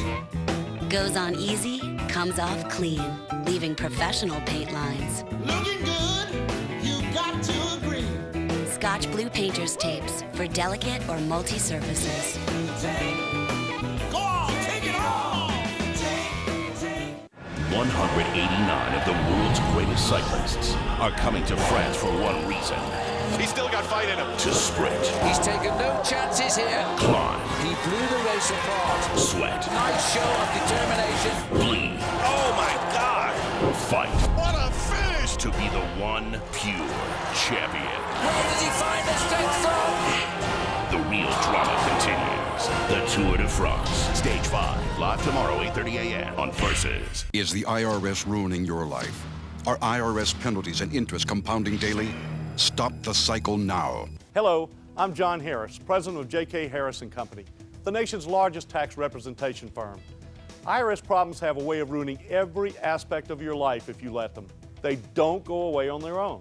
The IRS can attach your wages, your pension, your savings, even your Social Security check. If penalties and interest have made your IRS problem go from bad to worse, don't despair. Call us now. Our former IRS agents and tax professionals have successfully negotiated settlements, saving our clients millions of dollars. If you owe the IRS back taxes, don't wait another minute. Call J.K. Harris now. Meet with a J.K. Harris consultant today and see if you too can qualify to significantly reduce your tax debt. Call the IRS experts at J.K. Harris now for your free confidential tax settlement analysis. 800-875-8195.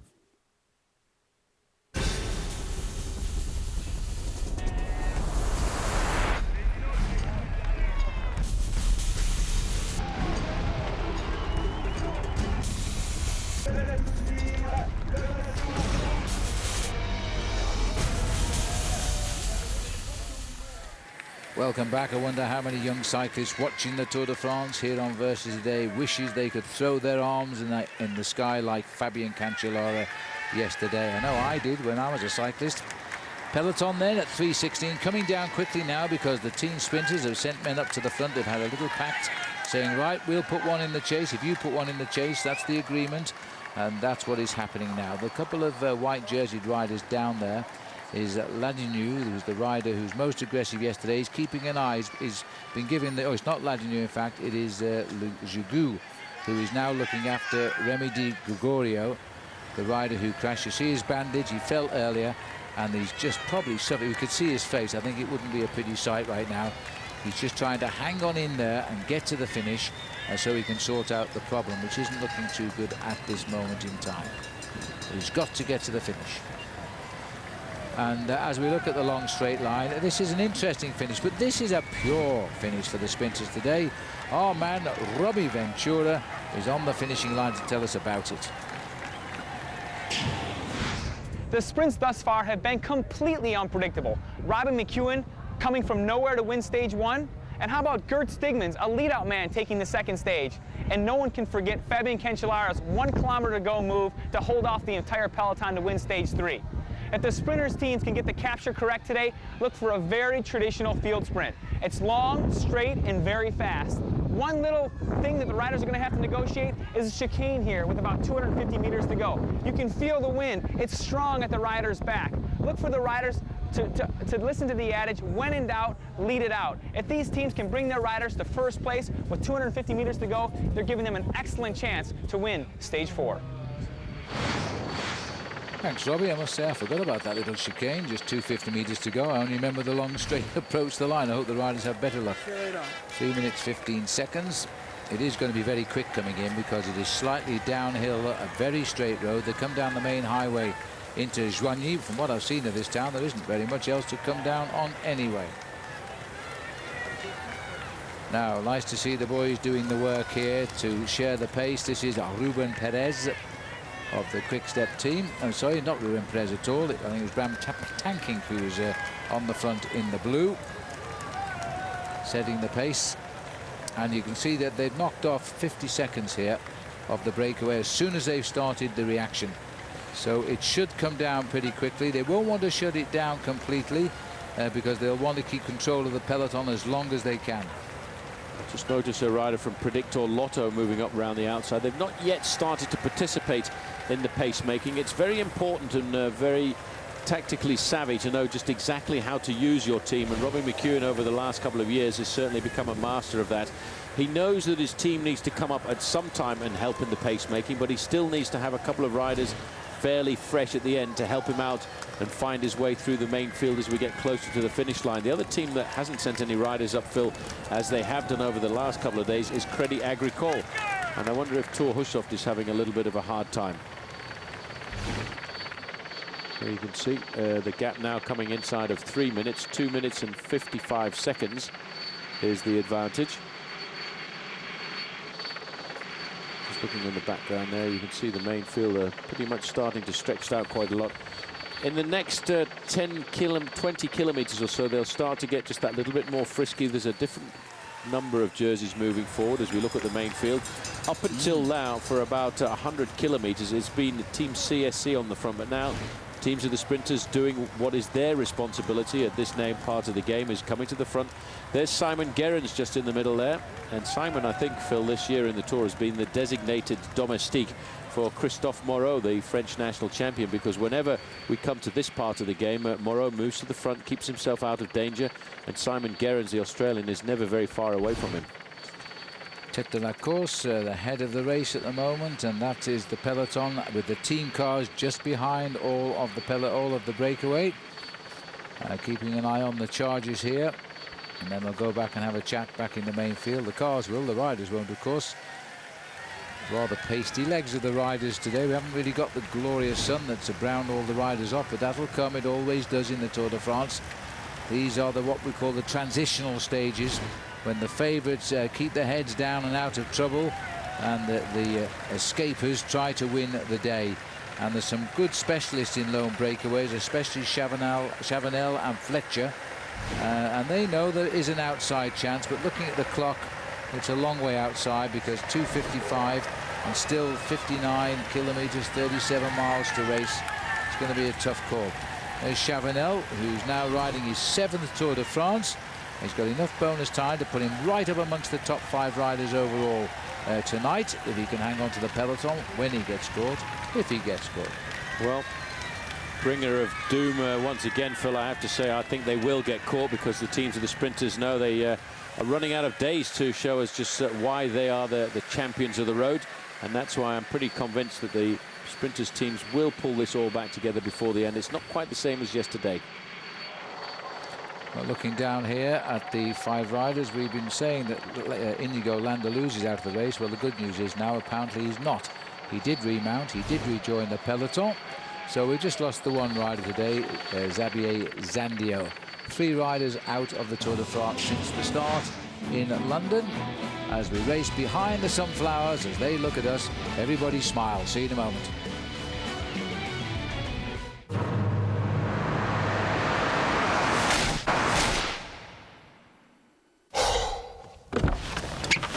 Who wants to be stranded with a flat tire? Changing tires out here could be dangerous, but with these tires, I don't need to worry. Well, I guess I'll be on my way.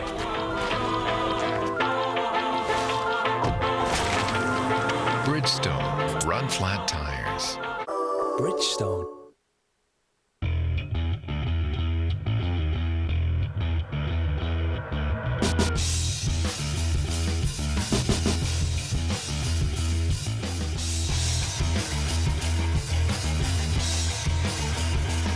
With 18 unique Star motorcycles, there's no limit to how far you can go. We build it. You make it your own. Exclusively at your Yamaha dealer. Now get payments from $69 a month plus up to $1,000 cash back. World Team Tennis on Versus. This week, Pete Sampras and the Breakers take on Anna Kournikovas Capitals. Sunday at 11:30 on Versus. Home on. Thanks to the Good Times 75-cent all-natural beef Bambino burger counter, we know exactly how many Bambino burgers we're selling, which is quite a few.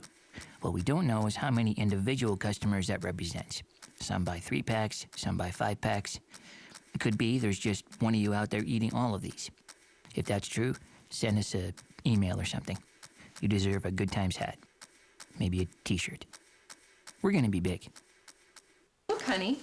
Rock Bottom's Backyard Barbecue, and they're tapping that beer you love. American Dream Ale.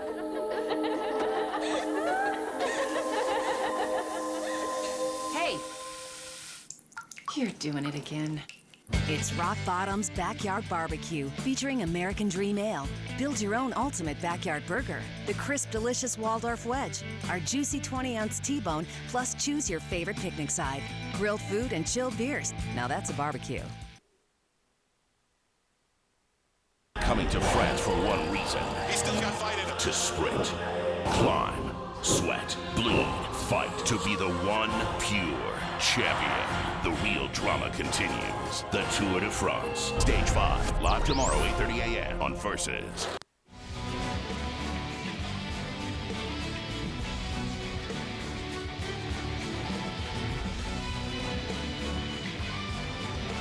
Welcome back to Tour de France Stage 4, Villers-Cotterêts down to Joigny, and still those 5 riders that got away after 20 miles are dictating affairs, but the gap continues to come down. 2 minutes 30. There's our cameraman again. He's found himself a seat inside the car as the riders go by. 2.5 minutes. If he's going to stay there, you'll see the peloton go by. Down the back of the fields, these boys riding very well. We just seen, in fact, Steph Clement have a stop with a jam chain and was wrestling with his bike, but he'll wait for his team car, which seemed to be, he's a Bouygues Telecom rider, quite a way down the line. The team race at the moment, by the way, is being led by Astana by just 2 seconds, and they established that in the prologue time trial. It hasn't changed since then. As we see these 5 riders working together, quite a lot of ripples towards the end today. We're approaching now the climb at Galbo, which was 49 kilometers to go, then on to Bel Air at 44. So 2 climbs in quick succession, and then we race down to the last sprint of the day at Thiel before we race down to the finish. Good time for us as we get down to the exciting part of the day to remind ourselves of the route itself. Remember, it all began in London, in the Mall, and left the Mayor of London, Ken Livingstone, saying he wants it back as quickly as the organisers can bring it. Over 3 million spectators in the 2 days of racing. But today we're in 2 new towns, Villers-Cotterêts, as we race now almost due south to Joigny. Paris is off to the left in that picture. There's the ripples, get more towards the end, the Côte de Galbo and the Côte de Bel Air, followed by a sprint and then downhill or flat into the finish. And here comes the boys, 5 nearest, and take a look in the background, that's the peloton.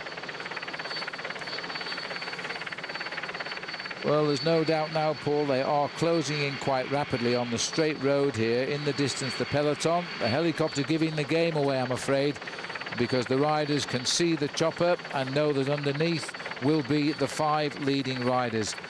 I think they've learned the lesson over the past 2 days. They've taken too long to chase them down. We're talking of just 1 or 2 kilometers from the finish, and they've never been organised for the sprint.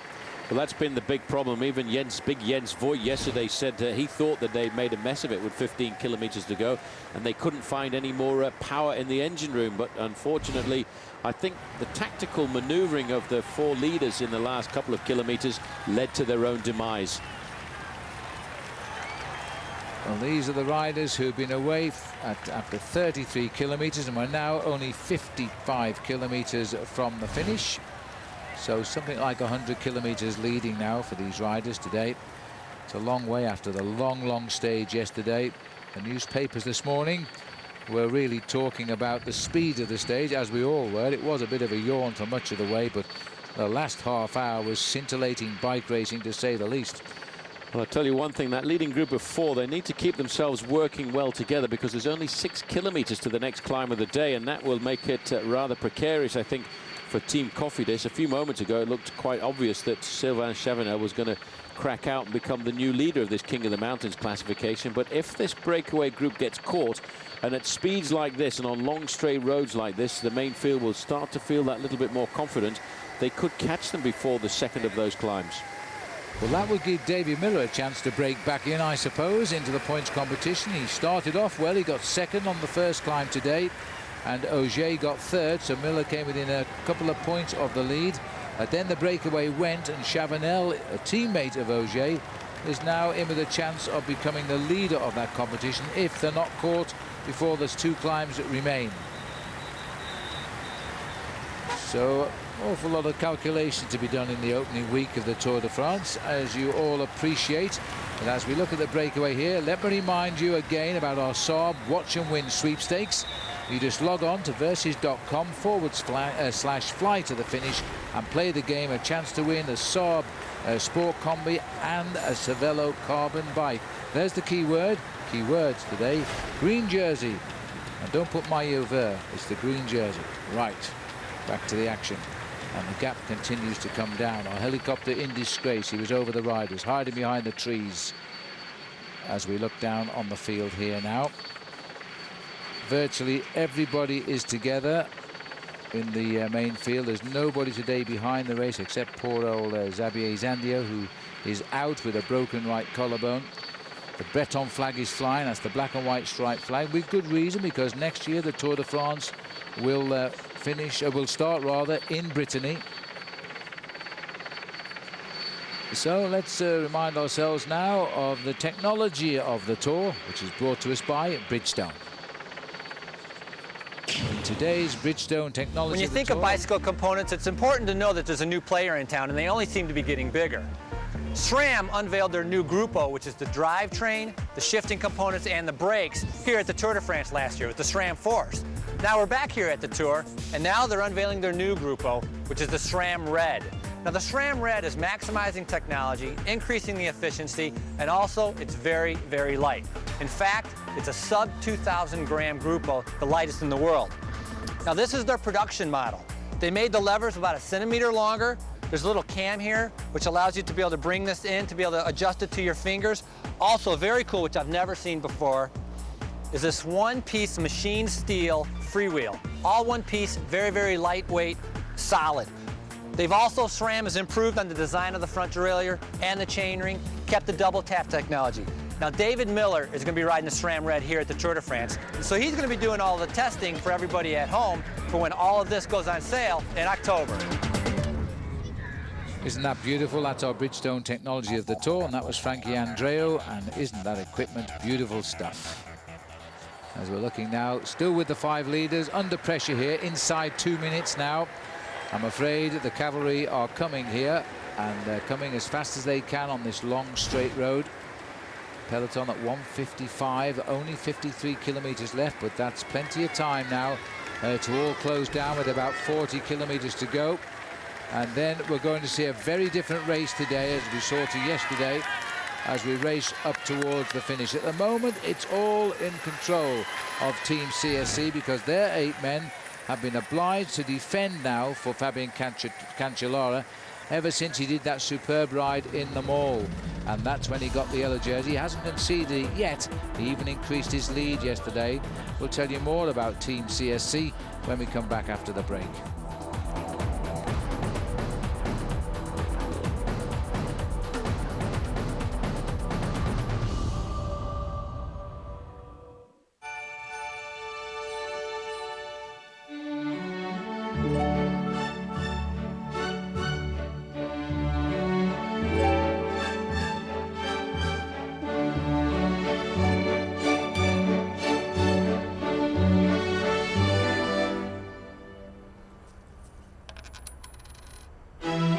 Visa PayWave. Now there are more places and more ways to pay. Faster. Life takes Visa. People always talk about light. My favorite light is the first light of day.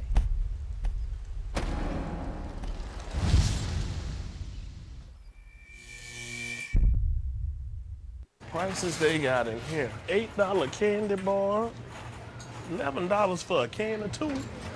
Now, it's prices like these that's keeping folks from living the high life. Sir, where's your beer section? Thank you. A good, honest beer at a tasty price. That's what we stand for. Clean up on aisle common sense. Hey, let me grab this. That's how we do it. Get in and out, boy. You just lost your right to sell Miller High Life is what you did. Want to see something cool?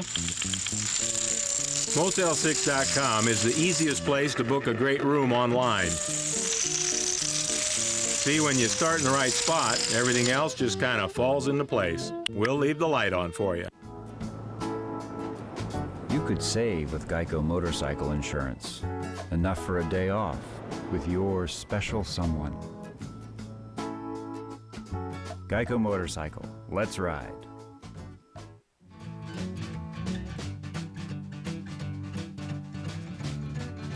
Whether you ride it, drive it, or tow it, Geico can help you insure it. Geico Power Sports. Let's ride.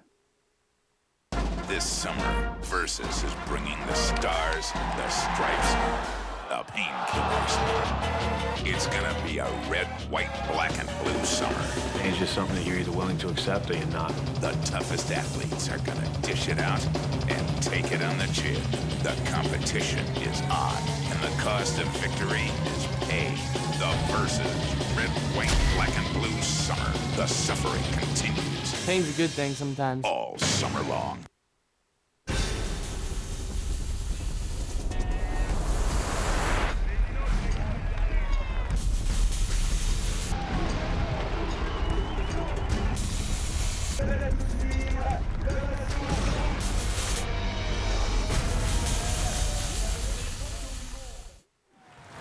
Welcome back, and the flag's indicating here largely a crosswind for the breakaway at the moment. It has been on the face as well. It's a tough day's ride today, not easy by any means. They were hoping for a northerly, but really it's a south to southwesterly that's blowing across the face of the riders today. These 5 men holding a lead of 1 minute and 55 seconds just now. The men doing all of the chasing, although they're grateful for a little bit of help right now, is Team CSC, but the problem is that once you get the yellow jersey on your team, your job is to protect him and to do the majority of the work in the pack. That's the Lord of the Jungle, I'm afraid. And the man that got the lead on day one was Fabian Cancellara, and he won again yesterday. So let's take a closer look then at Team CSC, the big boys on the block. It's our Hampton Hotels profile. Everyone's coming into the season with positive attitudes. We lost Ivan, but we're still, excited to race. We had 18 different guys win different races in 06. It's a good team with a lot of depth, and they love the race bikes. I think this team, Bjarne, he looks for the future. He not only go in the race and say, hey, we start and we go and we do the best. He say, hey, we're going to start, we try to win the race. During the whole turmoil before the Tour de France, it really made it difficult, and it was a real test for us as a team. And this, I think, was a real test of our valor. We definitely stumbled for a couple days because that was something that you never would have imagined that would have come onto our team. I like Bjarne's ambition, He goes, I want to teach you values. They not only make you better bike riders, but they stay with you for the rest of your life. They also make you better people. And I think that's pretty ambitious. If we all trying hard to live up to that, that's what makes us 2 years in a row the best team in the world.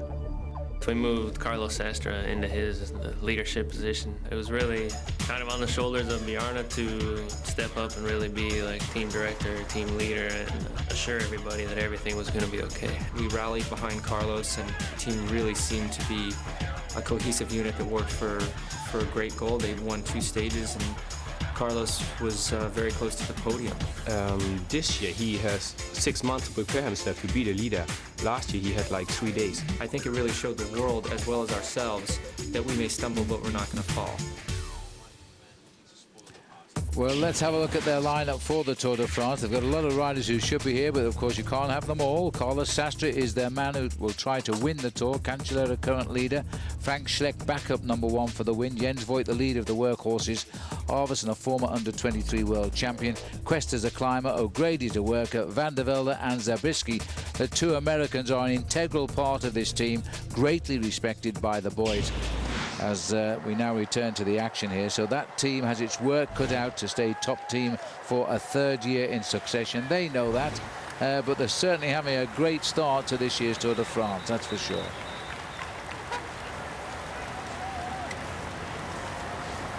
Just wondering when we will see that clock start to descend. They're actually toying with this breakaway, I feel, at the moment, not really shutting it down.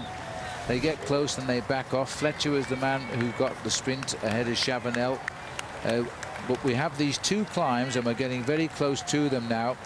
We're just about on to the 4th category climb at Galbo. About 500 meters to go. I think I'm still waking and looking round the corner to see that. I saw the 1 kilometer to go sign a little while ago. I missed that. It won't be too far before we get to the top of the climb, which is why you can see Chavanel looking over at the other riders. There's the top of the climb, and Chavanel knows he needs to leap out of the pack and get maximum points. And in fact, he's going to get a little bit of a challenge here from the rider from Milram, Knies. Well, he'll have to go, but I think he's done the right thing here. Knies has gone with him, and they've crossed the line in 1st and 2nd. Well, that's very good for Chavanel. He needs the next one. Now, the next one, Paul, is only 5 kilometers down the road. And so they've got to keep the pressure on here. They'll want this break to stay away at least until the next 5 kilometers have gone by. Well, maximum points again there for Sylvain Chavanel. That pulls him up into 3rd place in the King of the Mountains classification, a single point behind David Miller and only 3 points behind his own teammate Stefan Ogier, who started the day with 8 points and has now climbed up to 9. So we've got to wait another 5 kilometers for the final climb of the day at Bel Air to see whether or not there's going to be a change in leadership in that competition. So far, the Cofidis plan working out to perfection. Everybody's watched the leader of the King of the Mountains, and he's trapped in the peloton. So they put out another man up there to try and get the polka dot jersey. It might well work. They still won't know that for 5 more kilometers yet. So these boys have got a real mathematicians when they work out their day's racing tactics, which they normally do around the dinner table or in a quiet room the previous night of the racing, and then they take what comes their way. The breakaway very often is a spontaneous move as well, as they continue to keep alert and then jump into the breakaway. There he is, licking his lips, looking for the spotted jersey. We'll come back. Saab was founded by 16 aircraft engineers. Their spirit lives on in the turbocharged 2007 Saab 9.3 Sport Combi. With all the storage space you need, an estimated 30 miles per gallon, and a starting price under $29,000, you're closer to owning a jet than you think. Saab, born from jets. Log on to Versus.com/fly to the finish for your chance to win a 2007 Saab 9.3 Sport Combi and a new Cervelo bike. Reggie Bush here with my boy Jared. Subway restaurants are known for tasty low-fat subs, like this 6-inch turkey breast and ham. Order a foot long, and it's still less than half the fat of a Burger King Whopper. And it's a lot more food. Fills me up without slowing me down. Helps me train in the off-season. Well, in my line of work, Reggie, there is no off-season. Yo, in my line of work, you don't get 10 takes to get something right. It wasn't 10, it was like 8. Actually, it was 36. The delicious turkey breast and ham, half the fat of a Whopper. And a lot more food. Fills me up without slowing me down. Subway. Eat fresh. When you take it off, you're gonna like what you see. Scotch Blue Painter's Tape. Goes on easy, comes off clean, leaving professional paint lines. Scotch Blue Painter's Tape. My days, it was great. The pool was great. The pool was fun. Bed was really comfortable. Pillows were soft. I slept like a baby. Keep on the sunny side of life. Hey.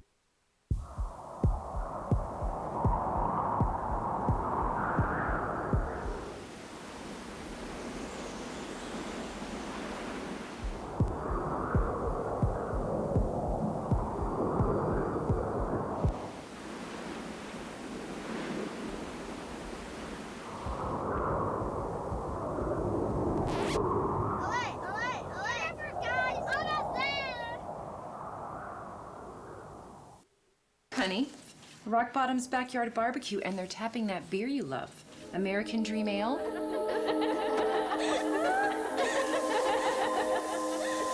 Hey! You're doing it again. It's Rock Bottom's Backyard Barbecue, featuring American Dream Ale. Build your own ultimate backyard burger. The crisp, delicious Waldorf Wedge. Our juicy 20-ounce T-bone, plus choose your favorite picnic side. Grilled food and chilled beers. Now that's a barbecue. A little bit of a shaded section here, judging by those flags. The trees there holding off the wind that's blowing across the field, but they are getting closer now, and a lot of teams sending men to the front. We've got Robin McEwen's Predictor Lotto team up here. We've got Lamprey for Napolitano, possibly. Bram Tanking for Tom Bonan. And this is at the back, and this is a crash, and it looks as though he's hit his face there. It looks like Staff Shearlings, it is. Well, the Cofidis boys may be having a good day tactically. It's on the right of the road or on the left of the road. There's somebody else over there. I think it's a quick-step rider, but this rider just went round the corner and fell right at the feet of this gentleman here. A close-up of the Tour de France. It is on the other side. That's Matteo Tozzato. Now, that's a shame, because Tozzato, he is a rider who is the lead-out man earlier on for Tom Bonan before Gert Stegmans moves in. This isn't good news for Tom Bonan, seeing his man left behind. He doesn't look injured, though. Damaged back wheel. And Shearlings nearest camera, just having his ear looked at. He just clipped his ear. He may well have fallen off into that motor vehicle. But anyway, empty road ahead, but he is up and riding. He should get back. And the Quick-Step team car still there. They'll be looking after Tozzato, who's already gone. Meanwhile, let's rejoin the race. Nobody waits for anybody in the Tour de France. A minute and 40 now. These five riders are showing a little show of defiance. The big aim now, of course, is for the rider in red, Chavanel, to win the next climb, which is not very far away. If he gets it, he will be the new leader of the King of the Mountains, and he'll only be taking the jersey away from his own teammate Stefan Ogier, so nobody will worry in the team of Cofidis. This was Galbo, which we've just finished earlier. Chavanel getting through there ahead of Christian Nice and Juan Antonio Fletcher. There's the situation. Chavanel gets 3 points, gives him 9 if he wins the next climb, but because of his higher place overall in the race, he will become the new leader and will pull on the jersey. And like Ogier yesterday, he's never had a leader's jersey in the Tour de France, so he's inspired, that's for sure. He won't know, I don't think, about his teammate Shearlings just falling off, but he'll no doubt when he finds out hope he's okay. Christian Nice, the young German rider behind him, also riding well. Just under 45 kilometers to go, and 27.9 miles. Well, there's never a dull moment in the Tour, Paul, even on these rather quieter stages of the Tour de France. 1:45, they'll stay away to the top of this last climb. I think they'll at least do that. And the pressure's on Chavanel now. He's going to be very, very nervous about this. He needs the win, nothing less, if he wants the lead in the King of the Mountains. He needs those 3 points. The other riders in the breakaway know that he needs those 3 points, and I'm sure they won't actually sprint it out against him, because none of the other riders started the day with any points at all in this competition, and they realise that's what Chavanel is doing. He's over on the left-hand side. Well, he better go. Yeah, he's not in a very good position. They've come round the corner. Christian Nice has gone away. No response whatsoever. Whether it caught him off guard or not, I'm not sure. Well, no, I think, you know, Sylvain Chavanel probably thought, I've done the job today. I've kept that lead in our competition. And in fact, what he's done is he's left the lead with his teammate Ogier. Well, what I think is he knows that Ogier will keep his lead overall. He didn't want to take the jersey off his teammate. A gentleman's agreement, I think, and one we didn't think about. So it's still Stefan Ogier, the leader of the King of the Mountains. I have to say, depending on the position, and it was a little bit confusing as to whether or not Chavanel was second or third there. It could well be that at the end of the day, we could see Cofidis riders in first and second place there, because if Chavanel was in second place as he went over the climb, he will have 8 points, which will leapfrog him ahead David Miller in that competition. That puts Cofidis in a very strong tactical position now. It does indeed, and Britain's Badly Wiggins still in with the mix with them. And there's the confirmation. It was Nice ahead of Chavanel, and Spreek was the third rider in the mix this time. And that's how it stands now. Top 2 to Cofidis, Miller in third place, Nice fourth, and Kuzinski 5. He won the first climb of the day, by the way. So that's the situation there, and Chavanel decided not to destroy the lead on his teammate, but just be the #1 backup in case. It's amazing how they have it all worked out, isn't it, as they approach these climbs.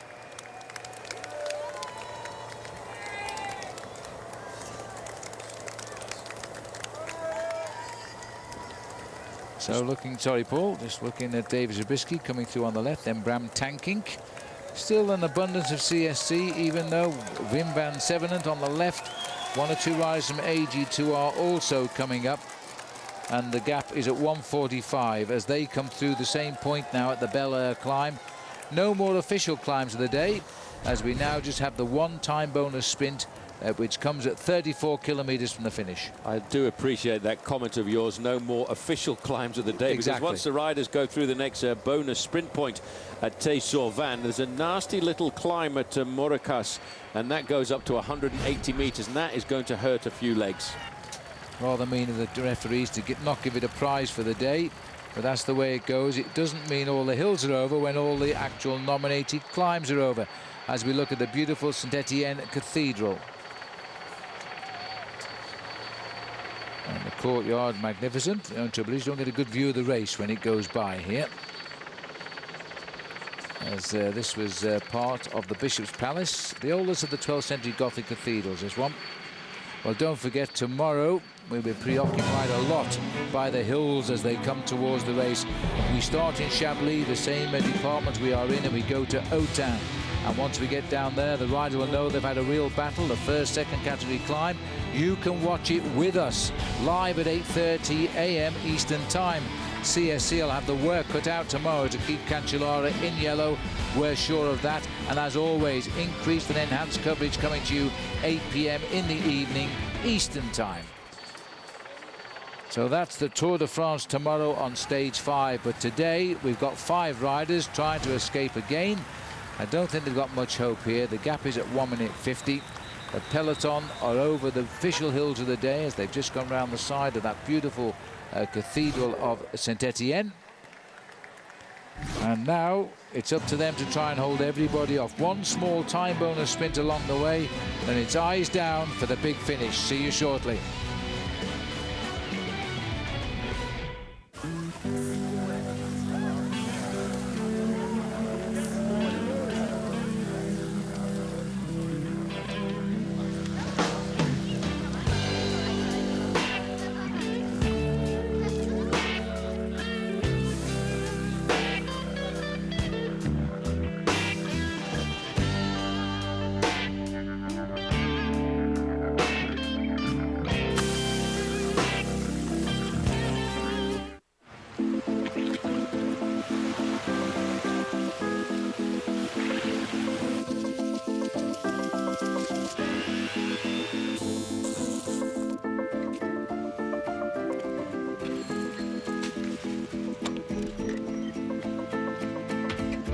Where will you live after a house fire? One call to Farmers Help Point could fix that. Farmers Help Point. Sanity makes a comeback. This painting season, you've got a lot of stuff to paint, but not a lot of time. The Wagner Power Painter with innovative lock-and-go cartridges lets you go from staining to painting in a snap. Wagner, paint fast, paint smart. At Ruby Tuesday, great meals are a matter of course. First course, picked fresh. Second course, grilled to perfection. Third course, sweet moments with friends. Starting at $9.99. Petite sirloin, chicken fresco, Ruby Tuesday. Welcome to a game where love means nothing and innovation is everything. Co-ed matches, coaches on the court, super tiebreakers, and superstars from around the world. World Team Tennis on Versus. Pete Sampras and the Breakers take on Anna Kournikovas Capitals. Sunday at 11:30 on Versus. The world's most extreme sport is about to get more extreme. World Extreme Cage Fighting, only on Versus. Blockbuster Total Access. Like Netflix, you get unlimited movies straight to your mailbox. I got a movie. I can't wait to see that movie about the Queen. You mean this movie? My Place in a Few? Sure. But with Blockbuster Total Access, you can do something you can't do with Netflix. Exchange your movies for new ones right in the store. No extra charge, just in case you need them. Hi. Movies through the mail plus movies through the store. One low price. That's Blockbuster Total Access. Get a free trial at your Blockbuster store or blockbuster.com. She played golf in college, and our first date we went to the driving range. She was making me look bad. So then we went to the batting cages, and then later that night we were playing pool, and then actually flew in town for a football game. I guess late night dates, we would go up and play basketball at like 11 o'clock and go shoot some hoops. And we've done lots of sporting events together, and there is hope. There is hope. Experience for yourself the magic and joy of true compatibility. eHarmony.com. Log on today. Welcome back.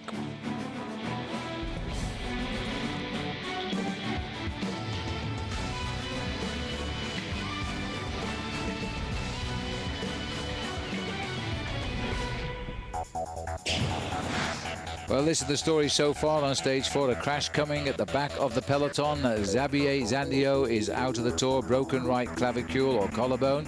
5-man breakaway developing at 33 kilometers. They're still ahead of the race. Best placed still in Chavanel, started the day 56 seconds behind. He's now only 48 seconds behind with his bonuses. And then Juan Antonio Fletcher wins sprints 1 and 2. Breakaway sitting 3:55. That's the maximum. We've had another crash, but they're all okay. Shearlings and Tisato, they've got back. And that's the relief of Tom Bonan, because Tisato's one of his lead-out men. Now they're getting on with it. Hill's officially over. We're on a nasty drag here. Reminds me of a moorland climb up in the Midlands area of England, Paul, because this is a long, steady drag. The cameras don't show it. Good tempo riding, and the Predictor Lotto setting the pace. Well, that's, I think, very much what it's going to be like all the way down towards the run-in now, because although we're supposedly over all the final climbs of the day, we've got that next sprint point, then another nasty little climb. Then it runs like this through the forested area right the way down to the finish. And looking at the front of the race here, it looks as if somebody's decided they want to falsify their company with the breakaway. Well, we're looking at the leaders here, that they are over the top at the moment as they continue to scurry for the line at 72 kilometers an hour they're clocking at the moment, which is about 44 miles an hour, Paul. Up 44 miles an hour. We're looking at 40 kilometers to go, 25 miles of racing, and once that will be covered at around about 50 to 55 minutes. And then we'll get a chance to see whether or not the main sprinters are going to have their glory this afternoon. The gap coming down now to around about the 1.5 minute mark, and that indicates to me that the sprinters have this pretty much under control, and they can pull it all back anytime they really decide to. Well, as they come over the bridge, 1:38 is the gap at the 5 rides. We're just passing through with the leaders of Villers-Louis. 24 miles to go now, and there's still the red tops of CSC always keeping their man near the front, but happy to let others in now to do a little bit of the work. And you can see the white jersey of Remy Di Gregorio sitting there at the back. His right knee and right arm quite badly gashed, but he's limping to the finish and waiting for a trip probably to the hospital, where they might well stitch the damage up there. But I think that as they come off the top of that little climb, and it was quite a long drag, they're now going to hit these high speeds again on the way down. And there we have it, 40.7 kilometers an hour is the average speed after 3 hours and 50 minutes.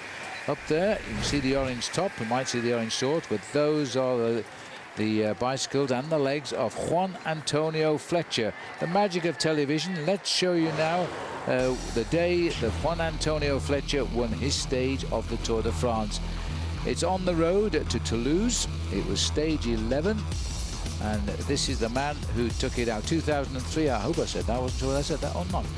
Anyway, different colours in those days for Juan Antonio Fletcher. He's a gambler. He got away from a leading group here. Somebody had to do it. Fletcher means a man who makes the flights on arrows, and there's the answer. He makes the shape of an arrow being drawn on the bow. Looks over his shoulder, got a lot of them. Rode for Benesto at the time, and a great win. Well, he's 29 now. He rides for Rabobank. Stands just under 6 feet. He's a very powerful rider on the flats. I think we're seeing that today. And he finished 86th overall in the Tour de France last year. So Juan Antonio Fletcher, the man.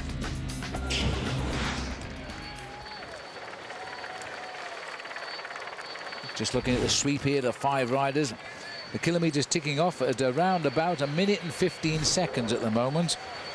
And 3:51 is our time. We've been out on the road. 1:38, but again, a big show of resistance by the leaders today. And surprisingly enough, it is still CSC. We're looking at the head of the peloton, and it is still surprisingly CSC who are making all of the push.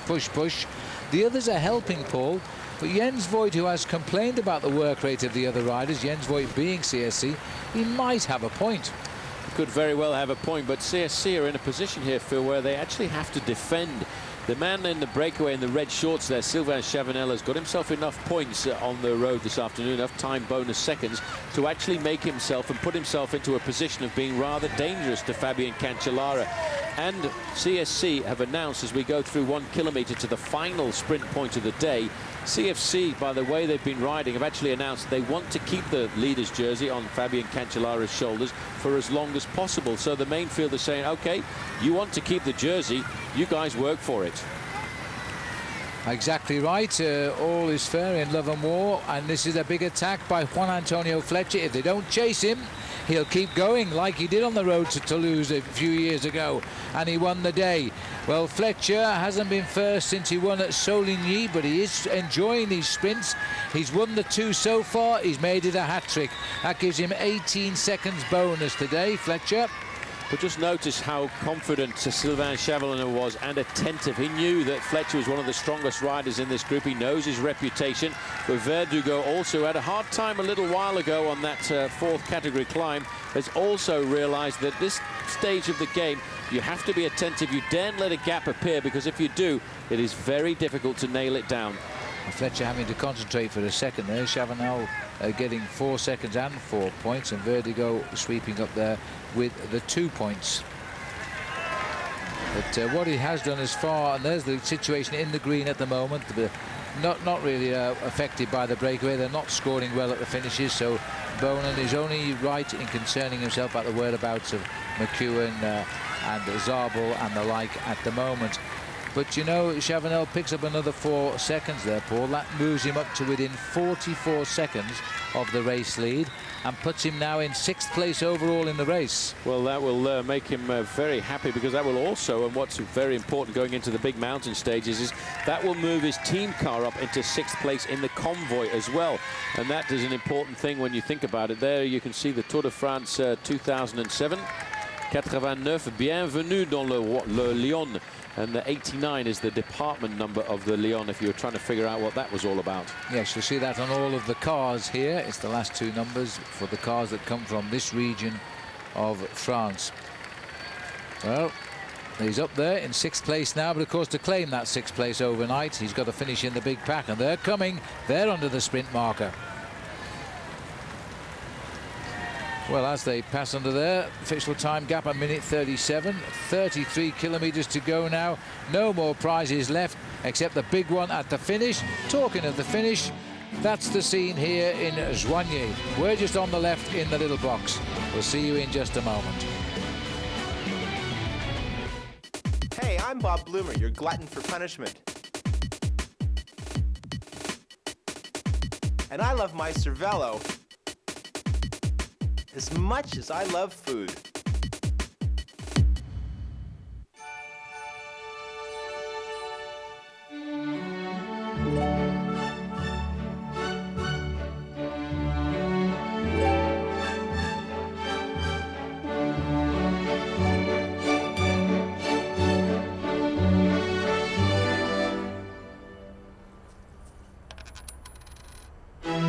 Visa Payway. Now there are more places and more ways to pay. Faster. Life takes Visa. New Q horsepower is here, and no leading synthetic oil delivers more power than Q horsepower. Unleash all your horses. 189 of the world's greatest cyclists are coming to France for one reason. He's still got fight in him. To sprint, climb, Sweat, bleed, fight to be the one pure champion. The real drama continues. The Tour de France. Stage 5. Live tomorrow, 8:30 a.m. on Versus. Home.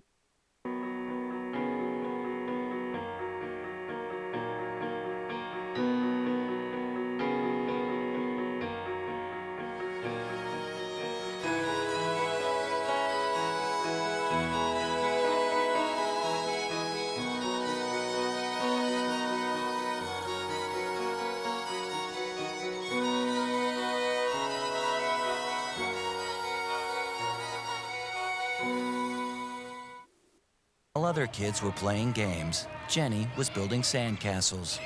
No one thought she'd ever live in one, except for Jenny. Go inside the world's most extreme homes. All new series. Mondays at 9 on HGTV. Looking for your next home? Why drive yourself crazy? Visit homes in the newest communities across Colorado without ever leaving your sofa. Just press 888 on your Comcast digital remote. Then go to Real Estate on Searchlight 888. Snappers and the Breakers take on Anna Kournikovas Capitals. Sunday at 11:30 on Versus.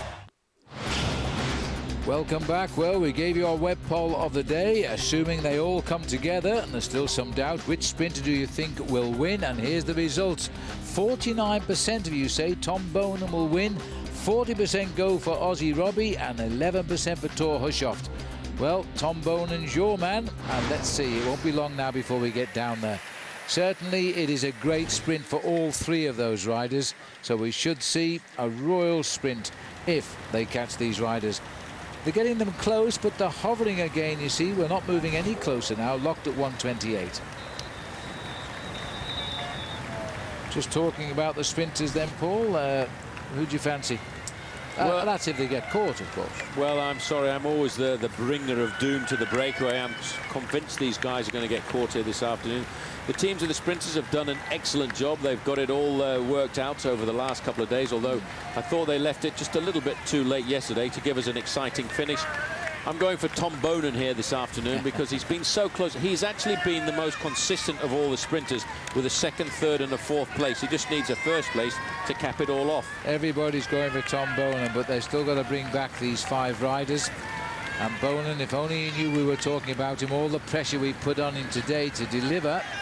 It is a powerhouse sprint today, very fast downhill through that slight S chicane at about 250 meters from the finish, and then straight across the line. These riders, though, they've ridden well today, getting away a long way into the race. At first, the way the race started, it seemed there was going to be no breakaways. Then at 33 kilometers, we got a move underway, and then they built a lead which never really progressed just on 4 minutes, and now it's at 128. Big crowd again out in the country here. We're in a new department as we race towards Joigny, which will switch back into the department of the Lyon. I know a lot of people find this rather boring scenario over the flat stages, but I tell you one thing, it's not boring if you're sitting in the main field wondering whether or not you're going to catch that leading group of 5 riders, because now as we get into the last half an hour or 45 minutes of racing is when the pain starts to creep into the body, when the back, having been on the bike for a good 4.5 to 5 hours, starts to be feeling the pressure of being bowed over the machine like that, and that's when the legs all of a sudden start to generate that lactic acid, start to make the muscles feel just that little bit heavier. Fletcher is now starting to be a little bit more urgent. I thought he was going through a bad patch a few moments ago, but now he realizes this is the moment. If you want the breakaway to succeed, you've not got to hold anything back at all. No tactical maneuvering now, as we saw yesterday in the final kilometer, which lost the breakaway the chance of winning. Well, as you speak, Paul, and Spreek noticed it, Fletcher stopped helping that leading group just at the moment. He may be just taking a drink, but he stopped helping the move. So watch the clock. As we speak, though, it is going up very slightly, 1:32 just now.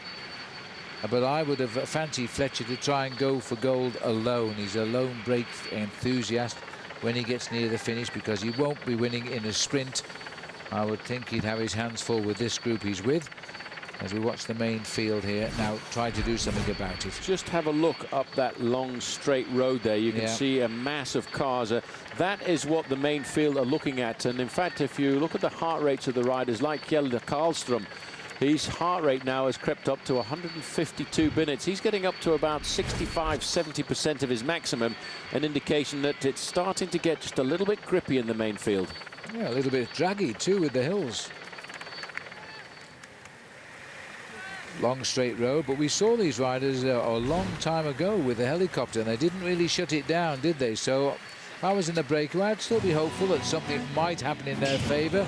Last 2 days, remember, the catches come in the last mile and a half of the day. We'll take a break. Sono Paolo Bettini, sono campione del mondo e campione olimpico. Chiedo il massimo dalla mia bicicletta. Voglio che sia rivida, leggera, bella e precisa, ma più di tutto che sia veloce.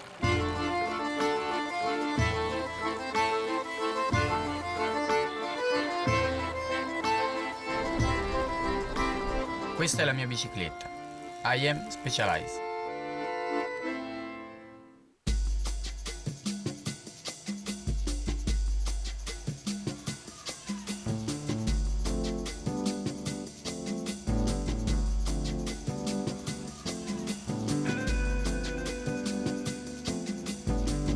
Your life doesn't have one dimension. Neither should your beer. Michelob Ultra. Rewarding taste that's made for the way you play. Live life to the ultra. When you take it off, you're gonna like what you see. Scotch Blue Painter's Tapes. Yeah, when you take it off, you're gonna like what you see. Goes on easy, comes off clean, leaving professional paint lines. Looking good, you got to agree. Scotch Blue Painter's Tapes for delicate or multi-surfaces. Go on, take it off! It was known as the Tour of Chaos. This year, who'll get it back on track? Alexander Vinokourov, the most dangerous, determined, aggressive, and holding a grudge. Alejandro Valverde has all the tools to win it, if he can finish. Dennis Menchov, a good rider needs a great team, and he's got one of the best. Levi Leipheimer, new style, new team, and visions of a ninth straight American victory. The real drama continues. The Tour de France, Stage 5, live tomorrow, 8:30 a.m. on Versus. This painting season, you've got a lot of stuff to paint, but not a lot of time. The Wagner Power Painter with innovative lock-and-go cartridges lets you go from staining to painting in a snap. Wagner, paint fast, paint smart.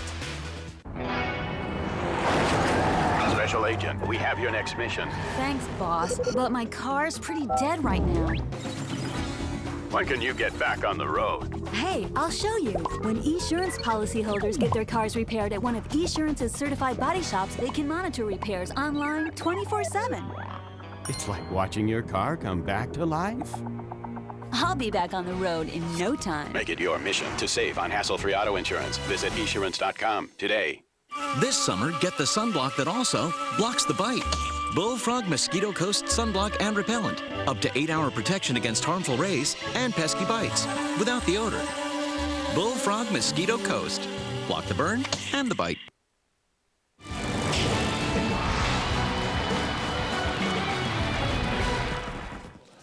Back with the Tour de France, the kilometers being ticked off. We're 27 from the finish right now. 67 seconds is the gap. All of a sudden, the gas has come into the game now as the riders race towards the little hamlet of Malrepin.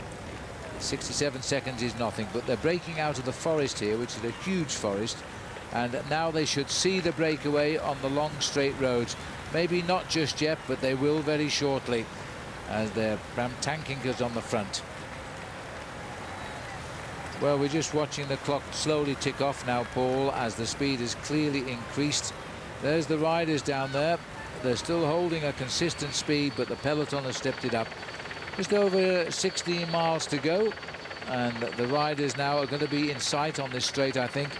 And the gap down to just on 1 minute. There's the long straight road, and that is where they're going to be spotted. And if you look right in the background, you can see the peloton there. And this is where they're going to get the little bit of a blow to their morale, because all those cars, all those motorbikes you can see behind the breakaway will be removed from that gap. And then these riders in the break field, they know that the reason that the cars have all been removed is because the main field is coming back fast. And all of a sudden, that's like being whacked over the head with a rolled up newspaper. Yeah. Well, Sylvain Chavanel, he's got in the red here. He's up to 6th overall with his battle of the bonuses out here. But he's still got to hold on and finish with that big field to claim it overnight. And that might be a tough call, because today of all days, they are going to fly into Joigny. We're going to be talking of 70+ kilometers an hour as they race down the main road into town. Beautiful road. It's a wide road made for the sprinters, straight into Joigny, slightly downhill as they get to the side of the Yonne River, through the S and up towards the line. Yeah, it's pretty flat for the riders, apart from that little nasty bump as they go just past the side of the Pont Saint-Nicolas, which is a ridge just over the River Lyon. But it is straight and it is fast, and actually we stayed on the run-in at about 2.5 kilometers to go, and it does go slightly downhill before they come to the final kilometer, and you are going to see a very rapid final kilometer today. I would expect to see them cover that final kilometer in quite possibly less than the 1 minute mark. 25 kilometers to go for the 5 leaders. 1 minute. It's not looking good. No, I'm afraid it's not, and they've been working very hard. It's not been without avail. They've shared some prizes out there. They've won all the prizes along the way since Alex Kuczynski won the first hill after 24 kilometers, and then the breakaway went at 33. So they've won all the prizes along the way. And that's I'm just wondering if that's our Radio Tour aeroplane. No, I think that's the best seat in the house. It's probably the best way to get out to see the Tour de France these days, because the crowds on the Tour since London have been absolutely phenomenal. Inside of the 1 minute mark, very shortly, the race referees will pull out the team cars from that gap and just leave one neutral service car. The red car of the referee, the yellow car of the neutral service vehicle, whose job is to look after any of the riders in this breakaway now who may have a mechanical incident. Spectators applauding as the riders go by, enjoying the arrival of the Tour de France in a town they've never finished in before. There under the banner now at 55 seconds gap go the riders from the peloton, being led by the teammates of Napolitano, who rode well yesterday and was only just off winning the stage on the shoulder of Zabel. Keep your toes in on the right hander there. And so now I think they said, right, well, he's got his sprinting legs on now, so we'll chase these riders down. Big effort being made here by Christian Nice. Nice has seen this chance here. He now knows that the main field is starting to bore down upon them. Sylvain Chavanel, a seasoned professional, knows you don't let anybody go at this stage of the game. He can't close down the gap himself. He looks over his shoulder and said, come on, boys, let's keep this together. If we want to survive, we actually have to work together still as a solid 5-man group. But Knies has got himself a fairly nice gap. Somebody had to do it. He started out as a great time trialist. He was 3rd in the World Junior Time Trial Championship back in 1999. Turned pro in 2004, so he is a good man on his own. And now's the time to go alone, I guess. Well, he's in pretty good form right now as well, because he was 3rd in the German National Championships just a week before the start of the Tour de France. He's looking over his shoulder. That's a sign that he doesn't have an awful lot of confidence. And behind, they're all working together. 2 Frenchmen in that group. You can see Sprick and Chavanel trying to keep the pace making. I'm surprised, in fact, that Juan Antonio Fletcher has not made a move. But look at this. This is Sprick coming across. Quick reaction from Sprick here. This is why I don't like radios in the riders' ears, Paul, because the directors are behind looking at television. Now, in the old days, they could have swept up these 3-4 riders and never known that Knies has gone on his own, and they would forget and he would win the day. But now there'll be directors saying, you've still left one out there, go and get him. And that's what happens. Well, I tend to agree. There's a pro and a con for the use of radios. I agree with the use of radios for the safety aspect and the speed of being able to get a quick tyre change. But yes, sometimes it makes you realize that what it does is it takes the tactical brain away from the professional cyclist and leaves much more responsibility on the shoulders of the team managers. Somehow, though, that makes no difference at all here, because they really had to dig deep into the suit cage of courage to pull that man back into the fold. And this now will slow down the impetus, although it stretched it up to the 1 minute mark. Now they're slowing down. The main field will remain at 52 kilometers an hour. 22 kilometers to go, 59 seconds, and coming down again, and another little move coming. This is the only chance they've got now, is to keep the pace up. It's a forlorn chance, but you can't give up. You've got to find out. It might work. Well, the gap is fairly clear now. They've moved all of the team managers' cars out of that gap. We're now looking for the main field. They can look across the fields here, and they're going to start to judge the effort, realizing exactly where they want to make their catch. It's still a very tightly packed main field. A lot of guys, I would think, are really looking for a bit of comfort here this afternoon. We've had a lot of movement since the start of the tour. The sprinters now will be deciding and talking to their teammates. My legs are good today. Let's move to the front. Let's get this organized. Interesting to note that there's a collusion between the teams of the sprinters. The Lamprey rider there moving off, allowing Wim van Sevenant to come to the front to do his turn for the next 100 meters or so. Then he'll slip back, get into the safety of the main field for a fraction, recuperate, and come forward and do the same thing again. It's interesting to see that CSC, despite there's no real need to put men in the chase now, they could sit back and let all of the sprinters' teams do the work, are still putting riders up here in the chase as well. They've got to be careful they don't use too much effort here. Just looking at the cadence and heartbeats, Linus Gerdemann in the race here today. He's beating it 147 beats a minute right now, and his cadence is 90 revs a minute. But I think more importantly, the wattage is starting to creep up, because his wattage that he was producing was creeping up to 355 watts, not far off the 450 sort of maximum long-turn ability. Yes, he could light up the light bulbs today with a sort of watches like that, as 61 seconds is the gap. Well, it's not going to be long now before we get into the last 20 kilometers of the race. 21.2 to go, 61 seconds. It's going up again as the riders continue to race towards the finish. It's all action now on today's stage of the Tour de France. We'll just take a quick break. The 2007 Tour de France on Versus is brought to you by Honda. Free yourself on a Honda Cruiser. Your wings are waiting at cruiser.honda.com. And by HP, the computer is personal again. My computer and I go everywhere together. I keep all my photos in here. Design ideas are forwarded to me from Paris, Milan, and London. I love taking underwater photos too and emailing them to my friends. With my Happy Hearts Fund, we raise money online to rebuild schools. I feel blessed to have survived the tsunami so I can help others. HP Pavilion DV2000T with Intel Centrino Duo mobile technology. Saab was founded by 16 aircraft engineers.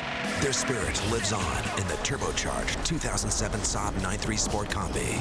With all the storage space you need, an estimated 30 miles per gallon, and a starting price under $29,000, you're closer to owning a jet than you think. Saab, born from jets.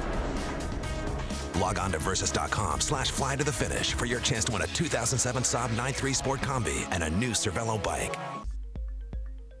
People always talk about light. My favorite light is the first light of day.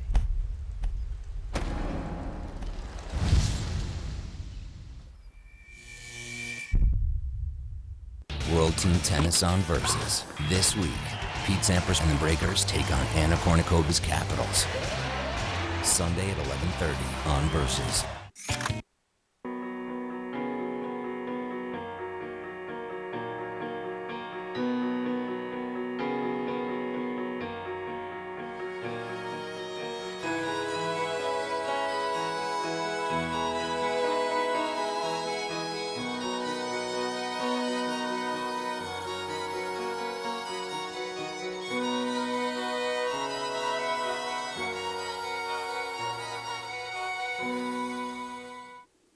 Attention Northern Colorado sales professionals. Do you have the creativity and the marketing smarts to help develop successful advertising solutions? Do you have a track record that shows you are a winner? If we just described you, you may be one step away from your best career move. Comcast Spotlight is looking for sales professionals to join our great company. Are you a sales superstar looking to add some zip into your career? Then send your resume to Comcast Spotlight in Fort Collins today. Or call David McGrath at 970-493-5100 and get an appointment. Coming to France for one reason. He's still got fight in him. To sprint, climb, sweat, bleed, fight to be the one pure Champion. The real drama continues. The Tour de France. Stage 4 enhanced tonight at 8 on Versus. Riders for the overall, they are afraid for crashing, and then all the sprinters want to be there with their teammates. And I mean, the road is not that large. We only have space for 10-15 guys. I mean, it's not possible, so I think that's what makes it dangerous. Yes, the big dangers of the sprint finishes. Thor Hushovd knows all about that, but he's also a big winner in the Tour de France. He might be the man today. But first of all, the peloton has to catch up with the leaders, and they're still pulling it out. 1 minute 5 seconds now by the boys who simply refuse to say, never say die. 65 seconds, Paul, despite the apparent real chase by the peloton. Those boys up front, they're experienced professionals. They've all been in the Tour de France before. They know what to do, and they're not slowing down. They won't slow down, and these guys I don't think will start to play any more tactical maneuvers. Knies, I think, made the biggest error of trying to attack too far out from the finish line. But now they seem to have got themselves organized. They realize now if there's any hope of survival off the front end of the main field, they need a 5-man group. They need that cohesion to stay together. And that may well be a little bit of a surprise to the main field, who will start to all of a sudden get demoralized when they're looking at that blackboard and they see it's still locked in at the 1 minute mark. Looking down here, this is a beautiful walled town, by the way, and we're looking down now at the Notre Dame de l'Assomption. This walled town was built at the request of King Louis VII in the 12th century, and it's a fortified town as well. It's right in the heart of Champagne now. The riders breathe in as they go through the main gate. Now, can they stay away? It's at this stage of the race when I think even the commentators hope they do, because they made the effort of the day. But there's no good telling that to the field. They've got the men to deliver the win in the sprint. There's big prizes at stake every day. £3,000 for the winner, and so they're going to go hunting. Well, that's the important thing, that nobody has any mercy in the main field, because all of the riders in the front 10 or 15. Oh, there's been a crash. This is what happens. This is why you have to be attentive at this point of the game. Let's just have a look how that crash happened. It's over on the left-hand side. I think it may well have been Anthony Geslin. It was over on the right-hand side. Yep.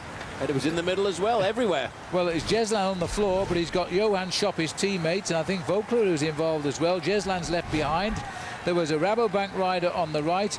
They just don't know when it's going to happen, of course. And you know, the dangers of the big bunch highlighted yet again. The dangers of the rear end of the main bunch. And that's, again, just to highlight that point, you should always ride in the first 15 to 30 places. That crash, once again, was at the back end of the main field, caused by the slowing down, the queuing up to get around the corner, the fatigue starting to creep in after 3 or 4 days of the Tour. Somebody makes a false mistake. Somebody else tries to break a little bit after that. Mistake, half a dozen guys go down. Thomas Vogler, by the way, was ready for that, and he jumped the pavement and got away around his own teammate there. Didn't stop to help him. I noticed that, yes. Well, Geslin here just nodded to his team car, get in front of me, give me a break. Might be a little bit of help at hand here, because that yellow car will have serviced a rider for Saunier Duval. Didn't see the rider, saw the car. He must have been already pushed off. Bit of a work to be done for Anthony Geslin right now, but he should get back, although at this time of the day it is not easy to chase back up to the peloton. There's the beautiful River Yonne as we leave now Villeneuve-sur-Yonne. There's a little bit of drama inside the walled city as we head off now towards the finish, getting down towards the last 15 kilometers of the day. Well, as we know, it's not a great thing to do to crash in the last 20 kilometers of a stage of the Tour. Ask Robbie McEwen about that on stage 1 into Canterbury. He rode himself back into the main field. The speed in the main field right now will be averaging about 55 kilometers an hour.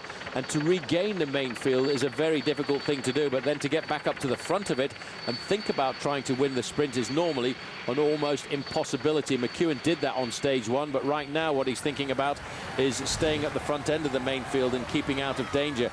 He still hasn't sent all of his men to the front end of the peloton to try and organize the chase. But you can see by the shape of the main field, Phil, there is a serious chase in anger. And just around the corner there is the prey. That's what they've been waiting for. That's what they've been looking for. It's still hovering around the 1 minute mark. It looks a lot closer because we're sitting up here in the helicopter looking at those 5 leaders. It's still going to take them some time to bring them back. Well, they are flying through the countryside here of the Yonne now. If they could have raced along the banks of the river, of course, they will be arriving in Joigny the shortest possible route. But we're wandering off on the main road towards the finish here. Well, it just shows you must keep alert all of the time here as the riders now thinking, are we going to be again in trouble with the sprinters? This poor man still off the back. We'll take a break.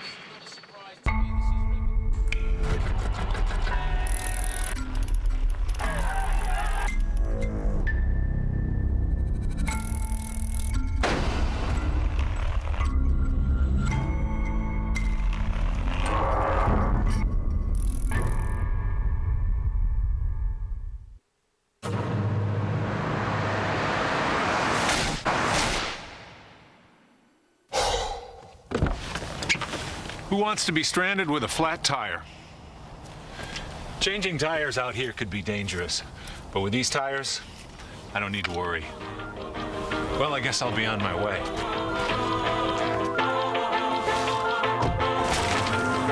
Bridgestone, run flat tires. Bridgestone.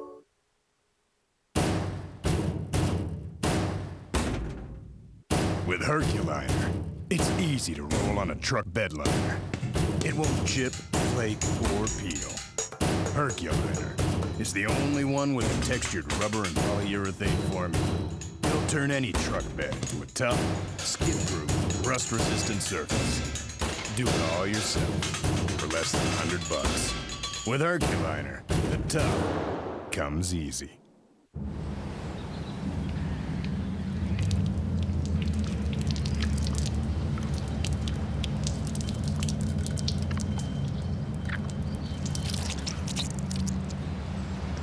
That ought to do it.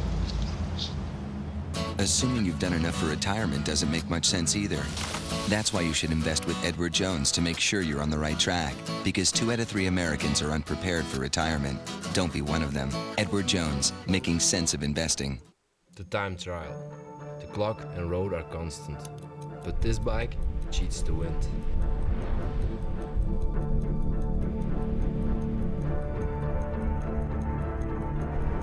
Every pedal stroke propels me. Do you hear it?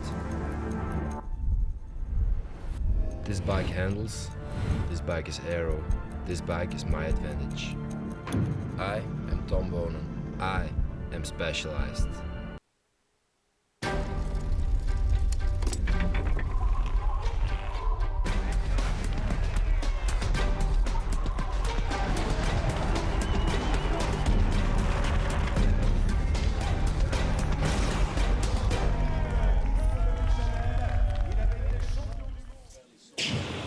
Welcome back. That was Fabian Cancellara shaking his head in disbelief. He's won the prologue of this race. He won a sprinter's stage yesterday.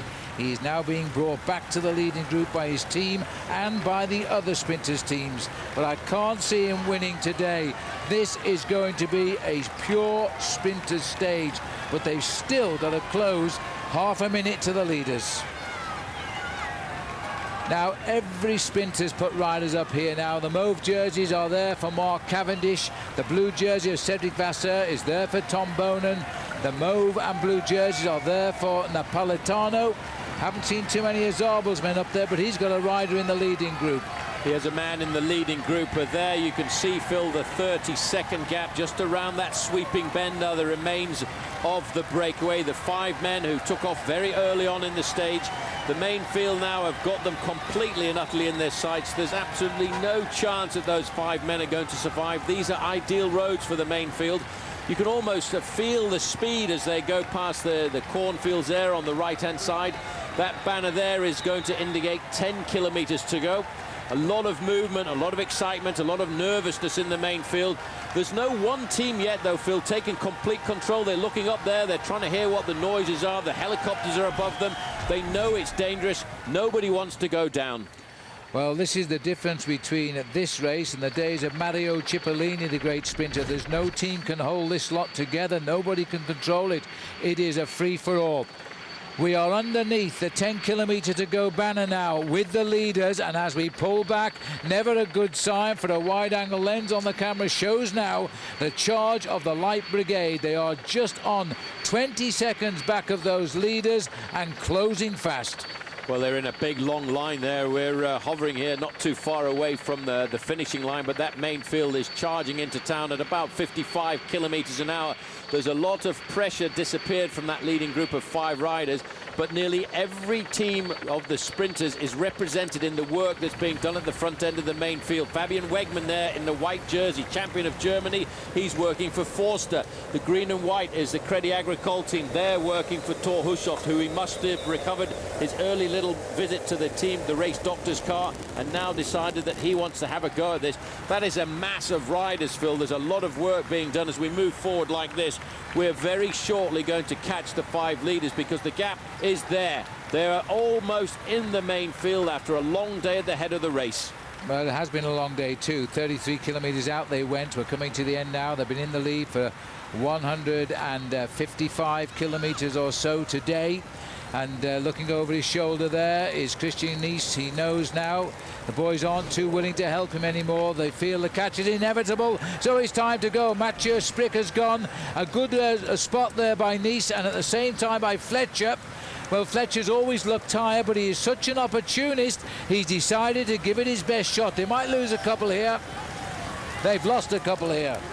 Well, it's a good move, but it's not going to do anything except delay the catch of these riders. Sprick looks over his shoulders.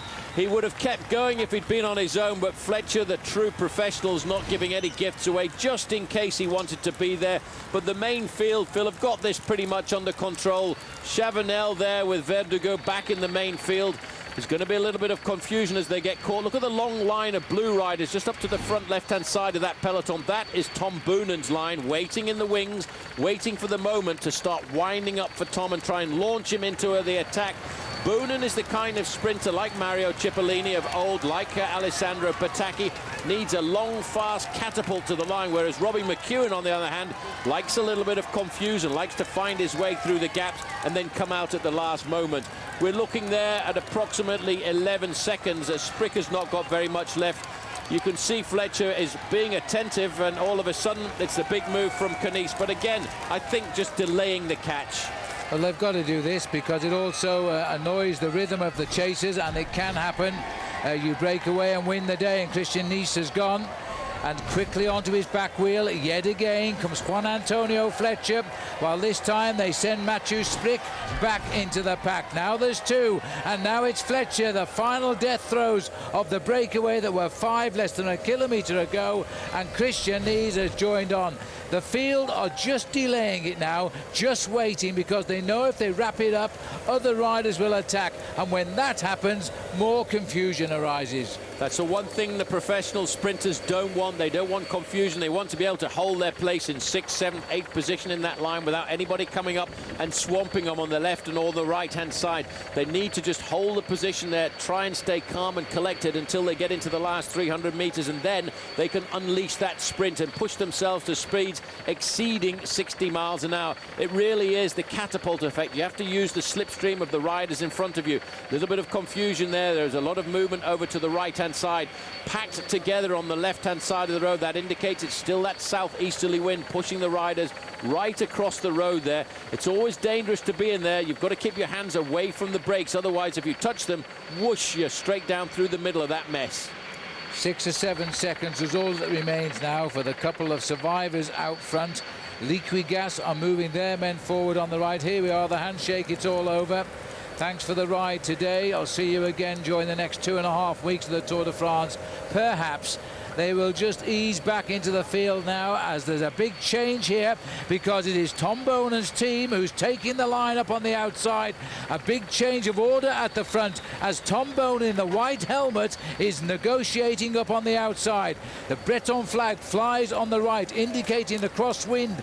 Surprised that Tom came up on the wind side of the race. Well, he didn't have much choice. He was blocked over on that side. He had to make the move to the front end of the main field. Little word to the rider in front. Okay, let's go. move it up the outside. You can see big Johan van Sommeren now moving up into third place. He's right up there for Robbie McEwen. You can't see Robbie McEwen. You never can until the last 200 or 300 meters. The first part of the main field safely around that roundabout. Now look how it lines out into a big long line as we pick up the acceleration to about 60 kilometers an hour. Forget about sitting at the back end of the main field, because that's not the place to be if you want to dispute the finish here this afternoon. Arvidsson was at the back there, been on the front all day today working for Team CSC, but Lamprey now have sent another man to the front end of the main field. There is Van Sommeren. Wegman is the man in white. Crédit Agricole have got a man there too. And because of the crosswind, you see the cracks developing in the peloton here, because we are now riding probably just on 60 kilometers an hour, about 38 miles an hour. So far, it's been a brilliant approach to the line. Nothing in the centres of the road, which is important. The riders getting on with the sprint. Again, a pack moving to the right now. This is going to be the first true sprinter stage of the race. And it is Johan van Sommeren, the strong man of Robbie McEwen, who is now setting the pace. And the reason they keep it up at the high level is to try and stop the attacks coming off the front of the bunch. Over on the other side, I just caught sight of Leif Hoster. He will be the man looking after Robbie McEwen, trying to make sure Robbie doesn't get involved and get his nose into the wind too early before the finishing line. That's the important thing for Robbie. He needs to stay at the front and wait until that last moment for somebody to open the door in front of him. Look at the long length of this main field. As you can see, they really are starting to whip it up. This is an acceleration as we charge into town. A lot of CSC jerseys at the back there, Phil. You can't say bad words about them because they've worked at the front of the main field all day. It's T-Mobile on the front. Still a gaggle of Tom Bonen's men over to the right-hand side in the dark blue, but yet as they come under 5 kilometers to go, nobody yet in complete control. Just over 6 minutes to the finishing line for the front of the race now.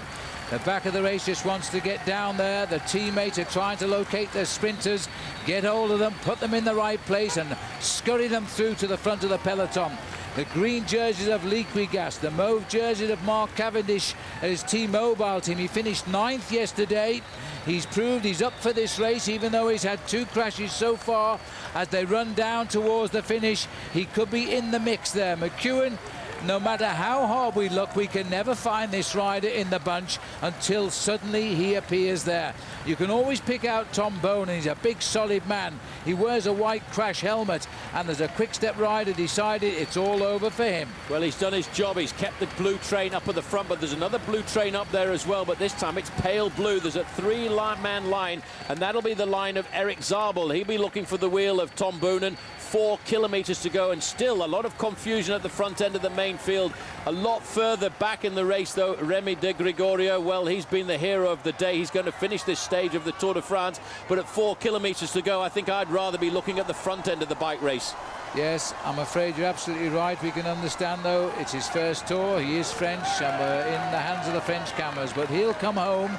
And then we hope he'll be in the race tomorrow. But meanwhile, look at this now. Johan van Sommeren, the big steam engine of the Predictor Lotto team. The face also of the riders of Robbie Hunter are coming in. And so are Pezzato's Liggett team. Well, that was Enrico Degano just popping through out there. And he's a very fast sprinter himself. If Degano and Robbie Hunter can get together, that may well be the big surprise for Barlow World. Scooting up on the outside in the white jersey, Fabian Wegman. He's looking after his man, Robert Forster. But unfortunately for Wegman, Forster is over on the other side of the road. Goodbye to Johan van Sommeren. Job done. He's kept it nice and safe for McEwen. 3 kilometers to go now. Well, Leaky Gas want Filippo Pezzato to come through, or maybe Quinziato. Those are the 2 fast men for that team. But look out too for Geraint Thomas from Cardiff, because he is the rider who is recharged with the responsibility of finding Degano and also Robbie Hunter. And Hunter's showing he's sprinting very, very well. And Barlow World are here, and seriously here. They have all those riders with the yellow flashes on the red jerseys. This could be a good result for the South African boys. Well, Enrico Degano's in there with Geraint Thomas, is in there with Robbie Hunter. Now look on the left-hand side, Ventoso moving up there with his man from Saunier Duval, but still still no appearance at the front of the blue train of Tom Boonen. Nobody yet has got control. They're all waiting. They all know you've got to wait till the last possible moment. And you can see an organisation now, Milram, getting themselves over on the right-hand side. They're looking after their man, Eric Zabel. He may well have just turned 37 years of age, but he won't give up. He's been consistent since the start of the Tour. This is a dangerous moment. There's a loss of impetus at the front end of the main field. They've switched out. They're now homing themselves down. Wegman has decided to go to the front. He's not looking after himself. He's thinking about his man. 2 kilometers to go. Hands are coming off the handlebars now. Boonen's men are still in the wings waiting. Boonen's a little bit too far to the front. In fact, he doesn't have any lead-out men. 2 kilometres to go. Fabian Wegman swung off. He's done his bit for the team, but his team weren't behind him. He looks and wonders where they are now, and it's now been passed control to T-Mobile, and Mark Cavendish's team have hit the front. They may be there a little bit early. Bonus team and Stegman's coming up on the left of the field here now. And also we've got the team here, and that looks very much like we might have Geraint Thomas on the front as he tries to drive them through here. Here comes the run by Lamprey now as they try to bring the Peloton through. This is a first big sprint of the Tour, and it is a free-for-all. Well, Julian Dean is right in there as well in the black and white. You can be absolutely certain right on his wheel is going to be Thor Hushoff. 1,000 metres to go. There is the Flamme Rouge. Quick Step have got control right now. They're on the front, but where's Tom Boonen? He's not on the wheel of his teammates. There's a line of Milram. They're looking after Zabel. There's a lot of pink jerseys in there for T-Mobile. There's a little bit of a switch right now. They're going to start to line up for the finish line. They're looking now at about 550 metres to go. Gerolsteiner pulls off, still Quick Step in control. Well, watch for this little switch at 250 metres. It might disrupt the move here now. And still Robbie McEwen has not got through. I can see Robbie Hunter trying to get through, but they're still not going to make a big sprint. Julian Dean's on the front now. Dean has found his man, Thor Hushoff. Dean, the champion of New Zealand. Hunter coming on Dean's wheel. Hushoff opens the sprint in the centre now.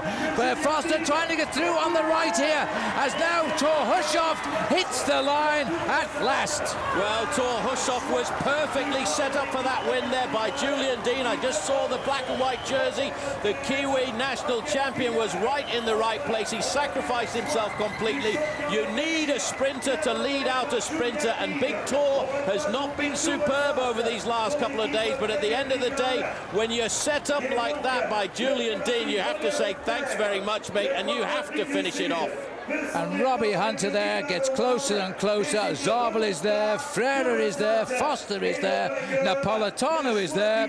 I haven't mentioned the name Tom Boonen. And Hushoff, well, he simply doesn't mind. Well, he doesn't care at all there. Look at it one more time from the helicopter. You can see Tom Boonen is really too far back. He never really got onto the tail of his train there. He was locked up in all of that confusion. But it was at the moment there, if you just look on the right-hand side, you can see the black and white jersey there, and that is the jersey of Julian Dean. He's up into 3rd place. On 4th wheel there is Thor Hushoff, and all of a sudden, as soon as it starts to straighten up, they've still got the acceleration, the lead out going. You can feel the moment when you're a sprinter when the attacks come left and right, but Julian Dean sprints for 200 metres to go. Hushoff is locked there in his slipstream, and all he has to do then is wait for his lead out man to fade. Then he kicks in, and as Julian Dean looks across, he says, thank you very much, nice move there. Look at the move by Robbie Hunter. Hunter's right in the slipstream, tries to come up alongside, almost gets him, lunge for the line. 2nd place for Hunter, not bad. He's upset with that one. Well, he was coming so much quicker than Hushoff. He just made his run too early. Robbie Hunter, South Africa there, into 2nd place. Frere, I think, will get 3rd here. We'll have to wait for all of the results. But that was a tremendous sprint, and that's what sprinting is really all about. Well, Thor Hushoff has always said Julian Dean is the man to lead him out, and today Julian had a terrific ride at the line there. He gave it 110%, and the reward is his team manager, our teammate, has won.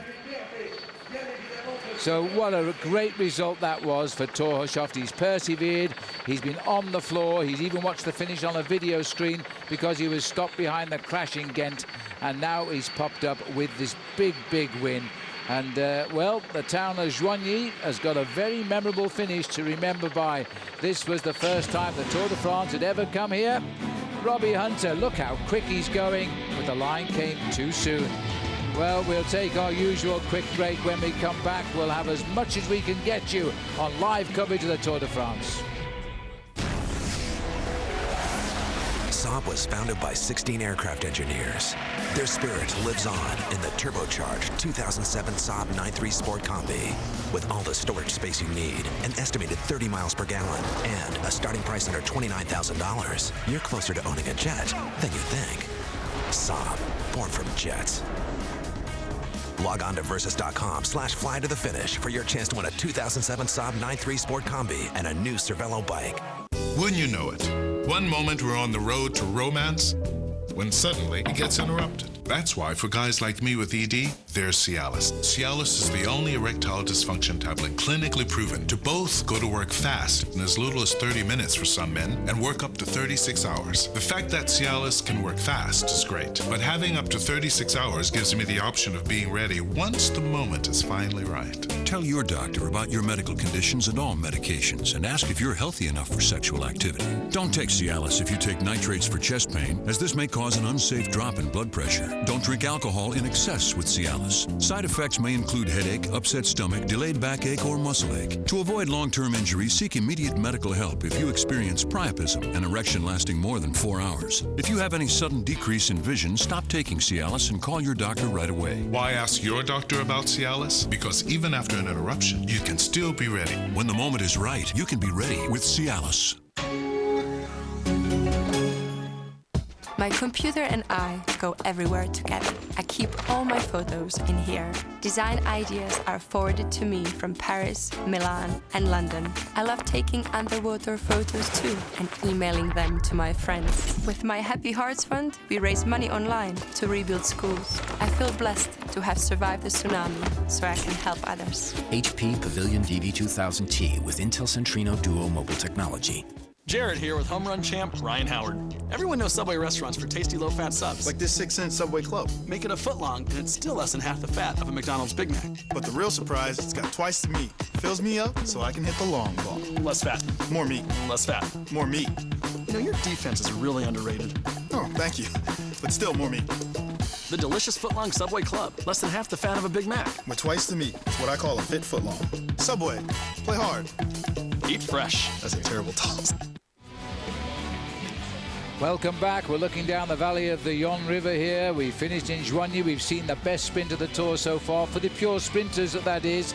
And the Hushoft has proved to be the king of the sprinters today. Magnificent sprint indeed. His lead-out man, Julian Dean, the champion New Zealand, kicked him into touch and sent him towards the line. There he is as he crosses the line, and right on his back wheel and gaining fast but not quick enough was Robbie Hunter. Now let's have a look at the ATV stage results here.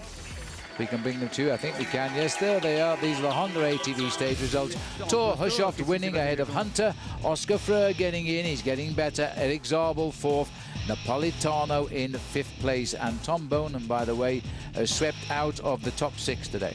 Well, Tom Bonan, I think, got it completely wrong there. He was never really organised with his team. His team did a fairly good job, but you've got to take your hat off to Julian Dean. As you look a little bit further down, Marcos Burkhardt was 11th place, Ruben Perez in 12th, Sven Kraus in 14th. Stranger names from 11th to 15th, but seriously in the top 10, Phil, it was all the major sprinters. A bit of a surprise, though, to see Robbie McEwen only 16th. Julian Dean still held off for 17th, having really launched his man into the lead. Well, Freddie Rodriguez there, the lead-out man for Robbie in 23rd place. Robbie has been saying he's still not feeling very good. He's still feeling pretty rough after that crash he had down on the road to Canterbury. Yet he still manages to get up in that sprint. That was a superb sprint. It's not for the nervous, is it? But I tell you what, Julian Dean delivered today for Tour. Well, that's what it's all about. When you want to lead out a sprint, and we've seen that so many times with riders like Mario Cipollini, Alessandro Petacchi, you almost need a sprinter of the same quality of the man that he's leading out. And I have to say, Julian Dean today was every bit as good and as fast as Tor Hushoft. It absolutely was. Let's have a look how the helicopter camera saw that finish, because it's always a great way to look at it. Just look at the speed, not just of Hushoft, but watch the rider on the barriers in red, Robbie Hunter. He got out just that little bit too late, but look how quickly he closes in on Tor Hushoft. Well, he did a great move there, and he's even got that little bit of acceleration to come up alongside him. But for Robbie, maybe the race was 20 or 30 meters too short. You can see him shaking his head in anger. He'll look at this again tomorrow and see where he went wrong. But for Tor Hushoft, Once he was launched, catapulted into the front place, he just had to keep that massive big gear going along. And as you said, Phil, he's been looking for this for a couple of days, and that'll move him back up in the green jersey points classification. Well, magnificent result there, there's no doubt, for the God of Thunder, as we call him, Thor Hushovd from Norway. The only man from Norway to have ever won the green jersey in the Tour de France. And he's going to be closing in, even though he got wiped out the other day and scored nothing in that points competition.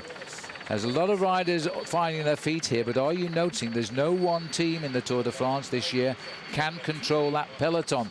That was a free-for-all coming down those long straight roads, and they really were looking for their teammates as they came in. Well, we'll just take another short break, then we'll come back for the podiums, and we'll see one or two of the stars of the day. See you all in a moment.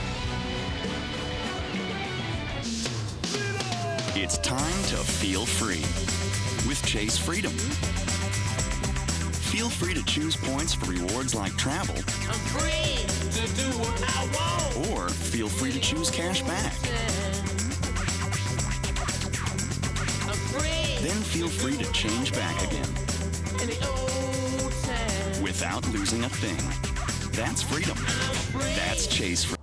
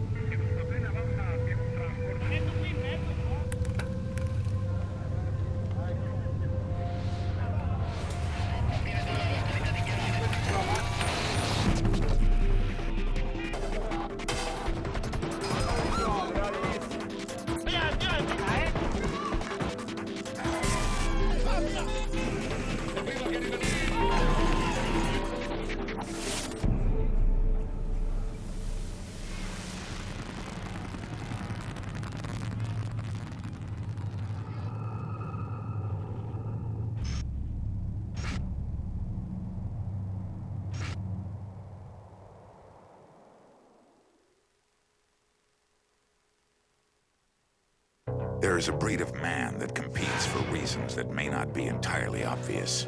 It isn't for money or for glory. They are fueled by different motivations. I won't give up anything to anyone. I love being the best. The athletes of the red, white, black, and blue summer. They don't play, they endure. It's not a game, it's attrition. There are no winners, there are only survivors. That's the definition of macho right there.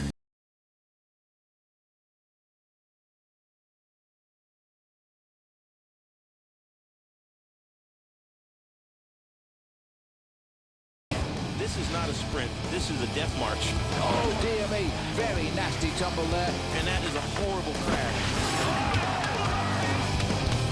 And he got nailed there. That's a huge fight-turning punch. Tap out finds a fighter who's got the determination, skill, the belief. He's family. Oh, that will definitely make a lot of pain. Are you kidding me? The straight left out of nowhere. The Versus Red, White, Black, and Blue Summer. A celebration of indomitable spirit, intestinal fortitude, and an amazing threshold for pain.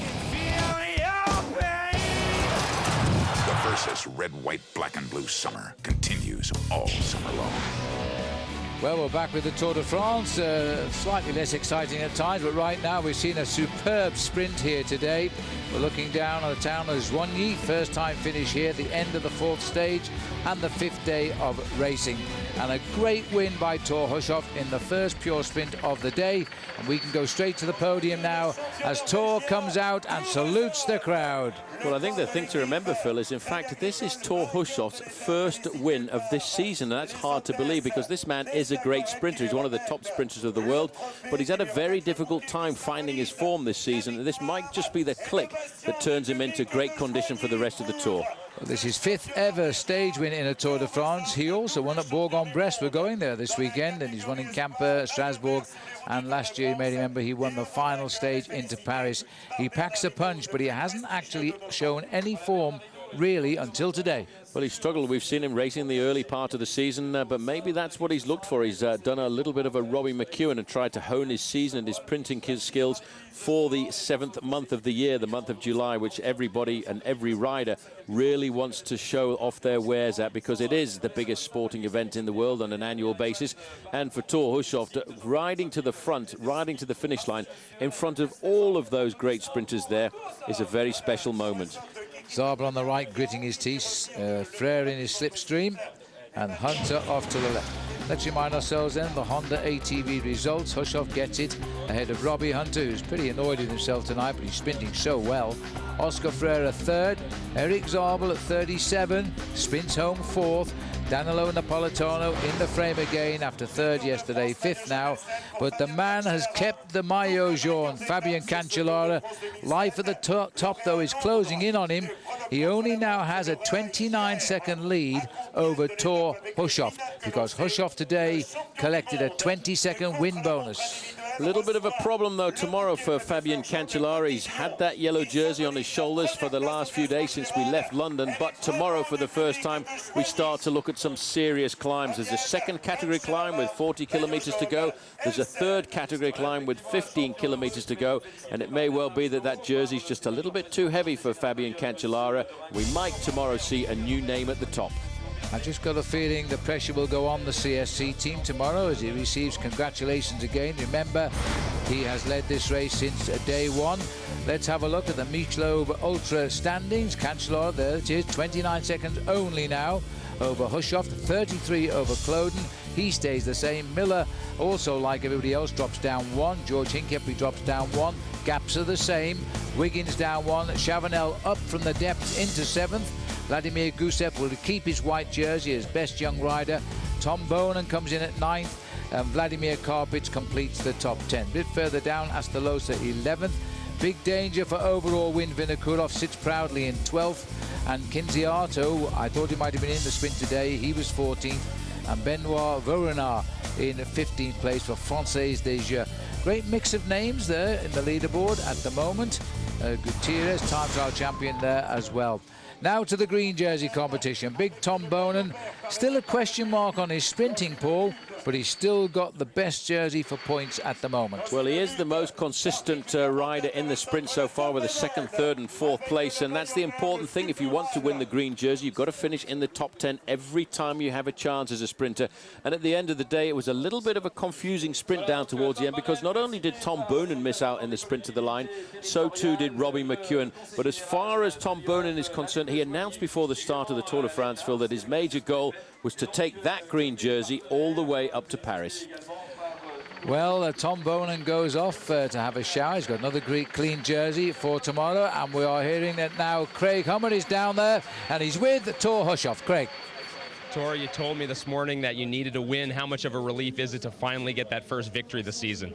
I mean, that's great. I mean, I had a lot of problems this start of the year, and I felt that I started bad in Tour de France as well with a crash, and yesterday I mixed it up, but today everything worked well, and Julian Dean, he did an amazing job for me again, and I'm really, really happy. Speaking of Julian Dean in particular, it looked as though, as you would expect, he gave it his all, but that really was the slingshot you needed, wasn't it? Yeah, I mean, the whole team did a good job in the final. Sébastien Hinault, William Bonnet especially. But I mean, when Julian had the power he had today, I mean, that's what I need to win, and I'm sure we're going to continue. Congratulations. Thanks. Yes, well, Hushovd there, understandably very, very happy now with his win. He's a big sprinter and he's back on form. The man in the white on the left of the picture is the one that delivered him. So Julian Dean, the champion of Zealand, is going to feel very, very pleased with himself now, because that was a great result. Now I am hearing, no, we haven't. I thought we had Tom Bonan for you there, but Tom just walked away from us. So Craig's not working too hard today, is he? But, you know, tomorrow it could all change. It is not a race for the sprinters. It will be very, very difficult tomorrow to pick a winner, won't it, Paul? Well, it certainly will, because on tomorrow's stage 5, the riders make their first incursion into the aperitif of the Highlands. We've got a very difficult stage for the riders, with a 2nd category climb out on the course and a 3rd category climb down towards the end. I have a funny feeling we'll have a completely different look to the overall classification. You're absolutely right. A second category climb, the first big climb of the race. And so that's going to be a tough day tomorrow. Let's see if we can show you on the map as we give you our quick trip around the hexagon of France out of London, and then we'll pick up the stage itself for tomorrow. Planned by CSC tomorrow will be intriguing to see how it unfolds on the highway, because they don't want to spend too much time keeping Cancellara in yellow. We'll leave from that wonderful wine-growing area of Chablis. Look at all the red dots. Fourth categories, third categories, rather nasty second category near the end, and just before the finish there at Autun, you've got that third category climb, and that little climb at the end is third category. That could give a springboard to a bike rider to get away. It's going to be very difficult, but before that you've got the second category climb, and I think that second category climb, if they race it hard, that'll get rid of Eric Zabel, Tom Bonen, Robbie McEwen, all of the guys we've talked about over these first few days of the Tour. It'll bring through a different number of names, but as you say, that third category at the end is in an ideal position to allow 4 or 5 riders to leapfrog away from the main field and create a bit of a surprise. And I wonder who is thinking about that, because I know as an ex-bike rider tonight there's going to be someone in his hotel room who's going to open up the race handbook and look at it and say, that's the stage for me. I have to confess, I feel a little bit sorry for Robbie Hunter tonight. I know him very well, and I spent time with him in the winter in South Africa, and he's got such great sprinting form. He was the strong man alongside Floyd Landis on Phonak last year. He's gone across to his home country team, Barlow World. So I hope Robbie does well. Now I'm hearing we've got Tom Bonen. Let's go down to Craig Hummer. Tom, I know the Pave caused some issues yesterday for the lead out. Today as well, though, it looked as though the team wasn't as organized perhaps as you would like in the final case. No, but it wasn't the team's fault. The last kilometers were very, very chaotic, and I think they were throwing riders to every direction, and we tried to do our best to stay in front. But at one point we couldn't move up anymore, and then there was a little hole. We jumped in, and then there was a little corner at 500 meters that wasn't in the book. And that's where it went wrong. We had to brake completely and get out of 30th position, while the other sprinters, where Hushovd went, we had to brake, and that killed us. All right, well, we'll look forward to seeing you tomorrow. Thank you. Well done, Craig. You've been a busy man today, and you've got Tom Bonen. Let's not forget tomorrow, stage 5 from Chablis to Autun, 183 kilometres. Live tomorrow, of course, usual time, 8:30 a.m. Eastern time, 5:30 on the far side of the United States. And don't forget, too, we have very good packed evening programmes. Prime time coverage, 8 p.m. Eastern time. We have a special guest in the studio tonight, by the way. We also have our friend Bobke giving his own inimitable response to your questions. Well, don't forget to log on to our website at versus.com. We keep you bang up to date there with everything on the Tour de France and continued race coverage to tell us exactly what's going on. It's been another good day in the Tour de France, a little bit better than yesterday, and we're looking pretty smart. Well, as you can see, our clothing is provided by Giordano. We thank them for that. There's the artists of the fields. They've been busy today. We've been on roads. Even the Tour de France has never been on before. For some of the riders, though, they will remember them with different memories than we remember. Let's hope that tomorrow Remy Di Gregorio does start the race, because he was pretty knocked around today, but not as bad as Xavier Zandio. He's out with a broken collarbone. For everybody on the team, till tomorrow, goodbye.